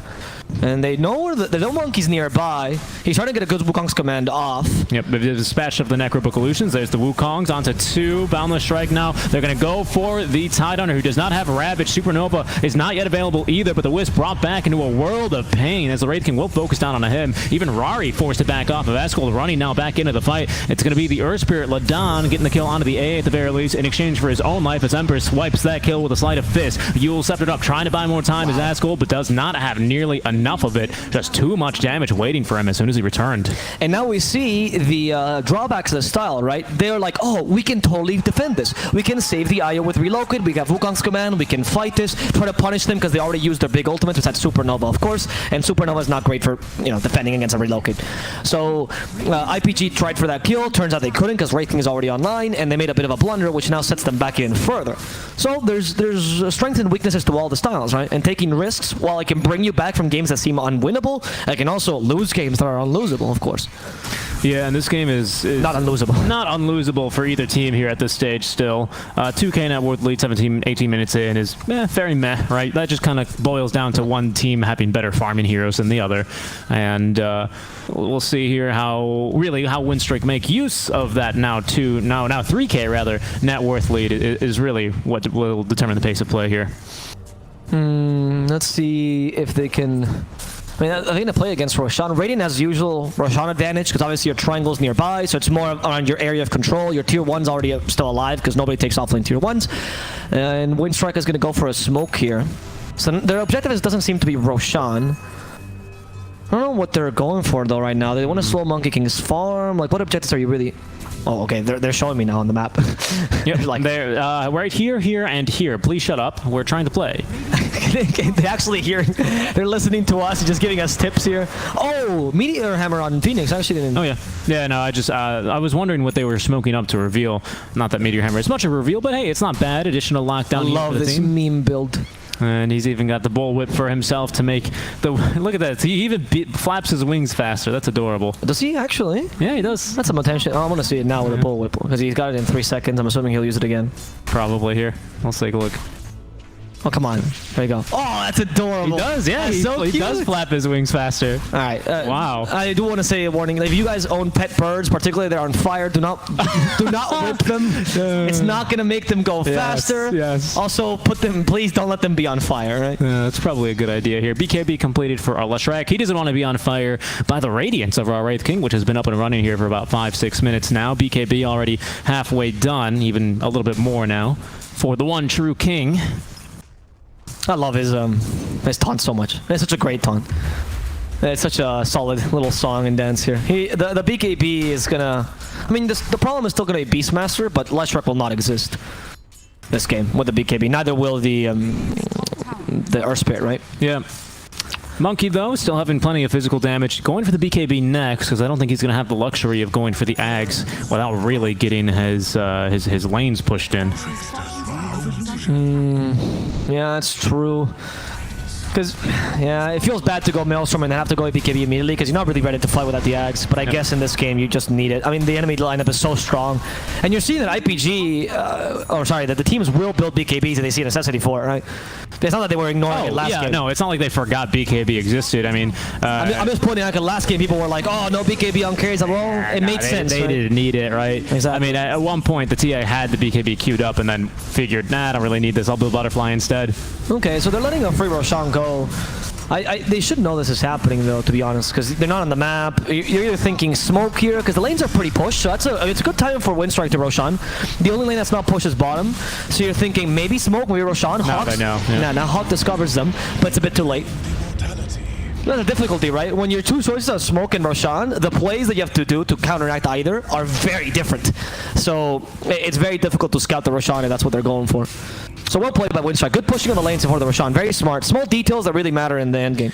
So Cheshire Cat, I believe he's gone for the Blink first, or maybe a Hooded Defiance first, I'd imagine. Then doubling back for the Blink, finishing off the pipe now with the recipe flying over to him now. I like that build a lot more. I think I've always spoken about this, but the now offlaners that sacrifice all their early game for the pipe, it's too expensive. If you go for Hood, intermediate item like Blink, and then go for pipe, yeah, that's the build. That's exactly what I would be buying as well. I think Cheshire Cat is on point with that. BKB and a Hyperstone for our Wraith King. He's going to really start to increase his DPS going for the Assault Cuirass. Well, the Assault Cuirass. Cuirass. Sorry, is it French? I don't know. That's always how I pronounce it. See, that's one of those doubt moments where like I don't have no clue. No clue. I have no clue either. That's the AC. All right. Beastmaster, can they kill him in time? The Rolling Boulder comes behind. They do stop the Phoenix for now. The reload. It's not going to work to save him, and Ladon kind of put himself in a pickle trying to save his teammate. Phoenix is not going to let you go anywhere. Look at that root as well from the Ember, not missing a steering chains, Ember, sorry, sleight of fist steering chains combo. And the IO is like, why did I even try to do this? I regret my choice in life so much. I think Ladon trying to be a team player. Maybe if I can run really far away and they chase me, he'll be able to, nope, you're not going anywhere, says Ember. And then it's a really short trip back there to the relocate point, 3 kills, basically for free. And Winstrike then going to get all the lanes pushed in here and probably just prepare to fight again. They didn't really commit anything for that, to be honest, and are ready to go again. Yeah, Lush is closing in on... Lush is nearby in the triangle, so they do at least have the advantage of the high ground, but I like that... Oh, they're actually pushing 2 lanes, right? So they're going to maybe show themselves mid and then go for bot because they're actually looking for the high ground. They do have a reincarnation ready on Wraith King, so why not? I believe the Aegis should still be on them as well on the Ember. Yep. Lesh just not killed just yet, but Ice Blast will hit. He set himself up with the Ice Blast? No, he's a bit too fast. Alright. It was a good play, though, by the Ancient Apparition. In the end, they will lose at least a tier 3. Can they take Rax? I think he might be a bit too dangerous. They actually want to punish him. Nice rolling boulder to put him out of position. And the boulder smash, of course, as well. Activates BKB. Now the Ravage counter initiation is here. Wukong's command has been dropped. But the Supernova trying to kick the monkey away from his circle. And he's going to get stunned by that Supernova. He has managed to stop the Wraith King, though. He does not have the reincarnation any longer. And unfortunately, Winstrike will lose their carry. Rolling boulder will also catch up to the Phoenix. And a second rolling boulder will ensure he can't get away. Oh. Yeah, he dies to the creeps in the end. Nice job with the Icarus dive. With Ember Spirit capable of getting off, Bantomim will not be as lucky, and it's going to be at least 2 cores running away. Wow, what a hold from IPG, actually. Show scoreboard again to see the item progression for the people. For the people. For the people. For the people. All right, so here you guys can see, right, more or less, 10 seconds, please. Yeah, so you can see more or less item progression, right? And things like BKB Maelstrom on both Ember and Monkey King, Necronomica level 3 with Hood and Supernova. We see the Hood blink we're talking about Untied. And you can also see the neutral items have been going for. I mean, I can describe everything, but I think it's easier if you guys just, look for whatever is interesting. You know, it was a shame. I was going back like 5 minutes, 6 minutes when we were talking about the pronunciation of Curious, and you said just AC. I was going to make like a greetings and salutations joke, but then a team fight started, and there was no chance. I was actually thinking about the ants that live in mine. It's a real thing. I hate family, right? Yeah. What a dumb joke that was. Oh goodness. Is that what we are now? Huh? It really is. Together for too long. See, the thing is I don't know if you can tell because you probably can't if you're just at home. But Alba and I are actually sitting next to each other in cats, which we normally don't do. We're normally separate in these broadcasts. Yeah, we're normally in our own broadcast bedrooms, and today we're in a broadcast room instead. So I always look over at him, and he knows that I'm about to drop a dumb joke on him. Because I know your faces as well. That's what we get the Kyle Prides in chat. Now I'm proud of you. I've got a cast animation on my dumb jokes. And he's going to react to them. Winstrike, they are doing not much reacting here. They are setting the tempo, however, themselves, especially with their item choices. AC getting closer to being greeted and salutated here on Wraith King. All right. Let's see how Wraith King deals, though, without the Blink Dagger. Because last time they put him out of position, and he couldn't really get back. Good point. Yeah, we don't really have any sort of save items, right? Because Phoenix with a... I mean, Phoenix heals you, right? So at least there's that, but there's nothing to put you back in position. No, there's nothing. Yeah, no forces, no glimmers, and that's about it. I mean, if you're out of position, you're kind of on your own here for the Winstrike lineup compared to, a Wisp, which is, well, much better than a Force Staff, some would argue, and I'd probably be one of those. Earth Spirit as well can roll in and kick you away, eventually buying the Ags. It's a good day to be overextending if you're IPG, because you can always yell at your supports to come save you, whereas for the side of Winstrike, that's going to be on you. Yeah, exactly. I agree. And that's why I think maybe a Force Staff is not a bad idea for Ancient Apparition or the Phoenix to eventually get that mobility, right? Or a Blink Dagger on Wraith King. It's also fine to it's just, to me, the lack of Force Staffs, because it's not like a Force Staff would be bad this game. You're playing against a Monkey King. That's true. That kind of just shows how ineffective or how little impact this monkey has had. Because the Phoenix has managed to crush him every single time. It's true, yeah. Like, the only reason why he was capable of tanking that, Supernova entirely is because he had BKB, and then he still got stunned. It still wasn't the best initiation. Like, I think it was the right play by Monkey, but we already saw the impact. Now, he's actually finished the Ags, though, now. He has enough gold for it if he doesn't want to pay for buyback. And he doesn't. Yeah, he doesn't want to. I think it's the right choice, though. You need to be able to win a fight. Doesn't matter, 2 lives. If your 2 lives are worth 0. Yeah, especially because Monkey just wants to kind of set up the toll booth, set up the ring, stand around in it a little bit, and really IPG are quite happy for Winstrike, if Winstrike rather just kind of walk into a fight here, because they can react quite nice to it. Okay, Wraith King again is leading the charge. I think that Glyph, that's good, because it prevents the skeleton damage at least. Yeah, and they clear the skeletons in time. Skeleton's the main source of push. They come back again, though, because his ability is stupid. Yeah, but Pulse Nova is, free gold. Remember when they used to also have Magic Resist? Did they?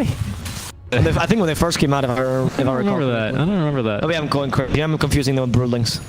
Or the Broodling. The Broodling is still Magic Resist. 30% now, yeah. Used to be 50 though.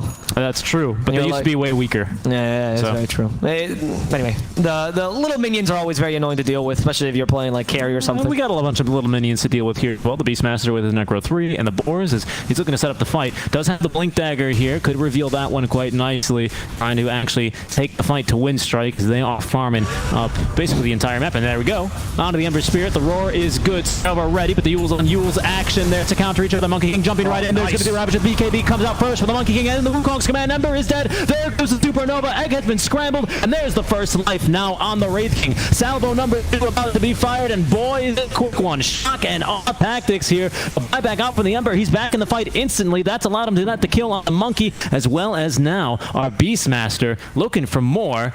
But IPG really with a show of force there, huh? I gotta give it to IPG though. Their timing on BKB was impeccable. That's why they stopped the team fight completely. Look at this damage from the Monkey King. I gotta say that Monkey King has been utilizing like that. I think those were 10 seconds. Can you just click on him for a second? Producer, click on it. Yeah, that was 10-second, 9-second BKB. Those were very impactful 10 and 9-second BKBs respectively. So I really like how Monkey King understands how important this BKB is for these team fights, and he's utilizing them to get massive engagements. And because it is also CIS Dota, they are, or Eastern Dota now, they are not going to back off. That is not the style, right? You don't have any counter initiation, there's no center or anything to allow you to back off. So they're going to keep on fighting, hoping they can win the team fight 1v1. And unfortunately, the Monkey's just better than Wraith King. And in terms of DPS. Yep, Ember buying back there, of course, one of the few buybacks that can really allow you to instantly get back in the game. Oh, wow, really close to death there, though, on the Primal Roar, as he nukes the waves and gets out of dodge, because he can just remnant back in here if he had one down, and that time he did. Yep. Much like a Spectre who dies without using Haunts and is right back in the fight. The Weaver, as well, is one of the few. I think there's one more that I'm missing. Puck, if you die in the middle of the Illusory Orb. Oh, yeah. Or, yeah, that's true. Yeah, there's also the tiny bug, of course. The tiny bug, which happens to enemies. That's not very voluntary, though. Or you can also do that with Disruptor when you glimpse someone. That's true. I've seen that when you stand in the fountain, you glimpse someone, but you're right. Let's see. Oh, wow, the damage from Wraith King is high. Not against Monkey, but really good against Beastmaster. So I wanted to speak about Wraith King and Monkey King matchup as the game progresses, which is that ever since they changed the passive to be a 4-second cooldown, his DPS has been reduced considerably in the late game, which is why he's struggling a bit more against Monkey King now. They want to fight this though, Supernova. They go for the IO first. The IO is destroyed. They're able to win this fight now. Ancient Apparition dies, not as relevant as the IO though. Wraith King is going for the supports first, but they're being kited around. Command ready. They're settling for the easy kills here on Winstrike, and they're a bit afraid on IPG to continue this. Ladon gets hit by the Meteor Hammer. Yule Scepter into Meteor Hammer combo, working wonderfully. That's 3 kills for them. Very needed kills right now. Yeah, very needed kills. Unfortunately, the other lanes are going to be pushing in, and the top lane is pushed in pretty far here in favor of IPG. So they're not... Oh, just kidding. There's Roche. Okay, so, pardon me. They're going to be looking to turn this one into a Roche then, with the Wisp now having buyback.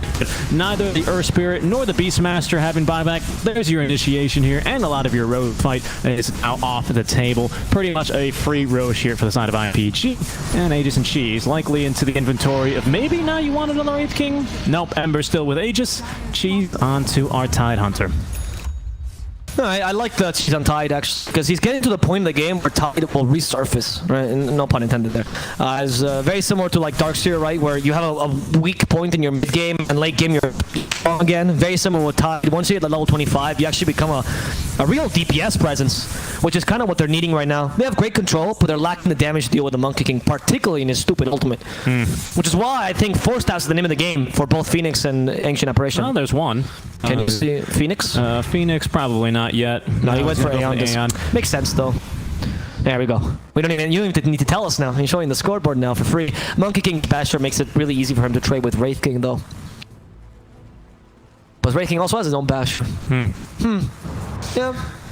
As these BKB durations start getting shorter and shorter though, just naturally, because Wraith King is, well, when he dies, he's dead for 5 seconds before he comes back. It's 5, right? I think it's 3, no? It says on the ability. Doesn't say. Death delay. Death delay 3. You are correct. 3 seconds either way. I mean, that's going to be 3/5 of a 5-second BKB, right? What happens? You played Dota for 10 years. Yeah, well, maybe when you spam one hero, because... I've played Wraith King in my life. Yeah, well, played a lot of Invoker, haven't you? I have not played that at all. I don't know what you're talking about. Do not check my Dota buff. Do not Google level plus. Well, eventually, right, the Wraith King goes kind of well in longer engagements because eventually he does have a second life to come back. So does the Ember. For now, IPG, they're going to want to keep them a little bit shorter and sweeter. As Winstrike, eventually, as their cores get more and more farm here, they are going to be able to fight without without just solely depending on their ultimates, I'd say. I love if he kills the Hawk by accident there. Wraith King's like, oh, we took away their vision. Yeah, right. And there's the... I mean, that's one of the advantages of their lineup, right? They were thinking of potential ways to mitigate the Wraith King on the core in the late game, and the Ember and Tide both fulfill that role pretty well. So I'm not too sad. I don't think they're sad about their late game. Also, their team fight is much stronger. Right? Easily, yeah. IPG is more about single target team fights, and they've been doing a really impressive job, particularly their Monkey King. But I don't know if that's going to be enough. Well, they continue to push. Is Winstrike stronger right now? Is that why they're so confident in their push? I don't know. For now, IPG, maybe they feel like just split pushing right now. They still want maybe an item here or two. Monkey King should have enough for buyback. No, he's still 100 gold shy. And, well, the issue is being forced already because onto the high ground go Winstrike, forcing out that fortification. Can they take... For now... Oh, okay, it's a bit of damage onto the Wraith team, but he still has the reincarnation. And we still have Ravage, by the way, so it's really hard to initiate consistently. They're just trying to bring out his first life. It is 40-second cooldown now, so it's not that big a deal. They can go for the shard, though, at any point in this game. Oh, they know that there's someone probably going to be cutting their waves here. Of course, it's Ladon as well. This man has been such a playmaker every single game, honestly. Been a stand-up for me. Really big fan of him. And... he's one of the new blood from Kyrgyzstan, actually. That's right. He is. I'm very excited to watch that. He played yesterday versus LeBron, and it was very confusing when they were landing against each other. Well, oh, because LeBron, I see. LeBron. Yes, and people will know there's a huge community that's actually rising in Kyrgyzstan, particularly because, and this again, shout out to Kips for giving us this information. I wasn't aware of this, but WZI is actually running training camps there for people that want to learn Dota. And want to, like, completely pro bono. You want to learn Dota, like honestly, like a school, right? And kind of teaching them to be pro players if they're advanced enough, very similar to what Mushi did in SEA. Very sweet. I really like that. I mean, he's really helping out his community, using all his winnings to do that is very noble of him, so I like it. He really clearly loves the game, right? Yeah, absolutely. Because he was part of the first Kyrgyz team with no life first, which is why it makes a lot of sense with his character. Again, the meme build by the Phoenix Knight with a meteor hammer. They catch Shazmon. Supernova's nearby. Hey, he wants to... Ice Blast, though. Ice Blast might not hit. Yes, he did this time, so he can't hit more. Ayo's trying to help him, but he can't do much. The pipe will save him, though. And the backlines, they are fighting a real fight with a Ravage going on. Supernova as well. Bunking anti BKB and wants to destroy the egg. Go back, egg! What's happening in a team fight? It's going to complete. Monkey King has no longer has any BKB, and the duration now is a bit too short, and Wraithing is capable of surviving this Wukong's command, which is exactly what they needed. They don't destroy the egg either, because Yamich just reached level 18. Ayo comes in. That reload was not on purpose, but he unfortunately will die. There's the left truck as well. Askel can't really survive this too easily. Of course, that's his first life. No, never mind. He has way too much movement speed. He spoke too soon. Yeah, very, very fast there. That's the first life of the Wraith King being popped. As the Monkey King... Oh, look at his build, actually. He took the Enchanted Quiver. That makes sense why the Monkey King struggles so much against him. That extra damage in the circle is huge. It's all magical. True. The last strike is going to die in a matter of seconds. Finally, they hit him. 3 times, 3rd time's the charm. And they just reclaimed to mock the died back. It wasn't a died back, was it? No, it was just a death. Well, actually... No, it wasn't. No, I was correct. I doubt it, because he's dead for a really long time, and actually that might just cost him the game, because they have Monkey King ready, but Last Strike is not there. I mean, that play seemed really necessary. Monkey King needs to walk in, there's no ultimate on him, they destroy Beast in a matter of seconds, and he wants to fight against the Wraith King. Can he do it? First going for the Phoenix instead, because it's easier target, but Phoenix has too much mobility, and Wraith King just control them, and they want to go for a check. They're ignoring the Monkey King. Oh, he used the controls and Meteor Hammer as well. What? Barely stun him. Just the edge is what they need, and a crit takes away a big chunk of his HP. Antona, sorry, will be the last man to die as they finish off IPG for the last time in this engagement, or sorry, in this match, and claim victory. Best of 3. Yeah. Very well played. There's Winstrike. According to their name, they're going to win. They're going to strike. Mortal Strike on top of that. And get plenty of...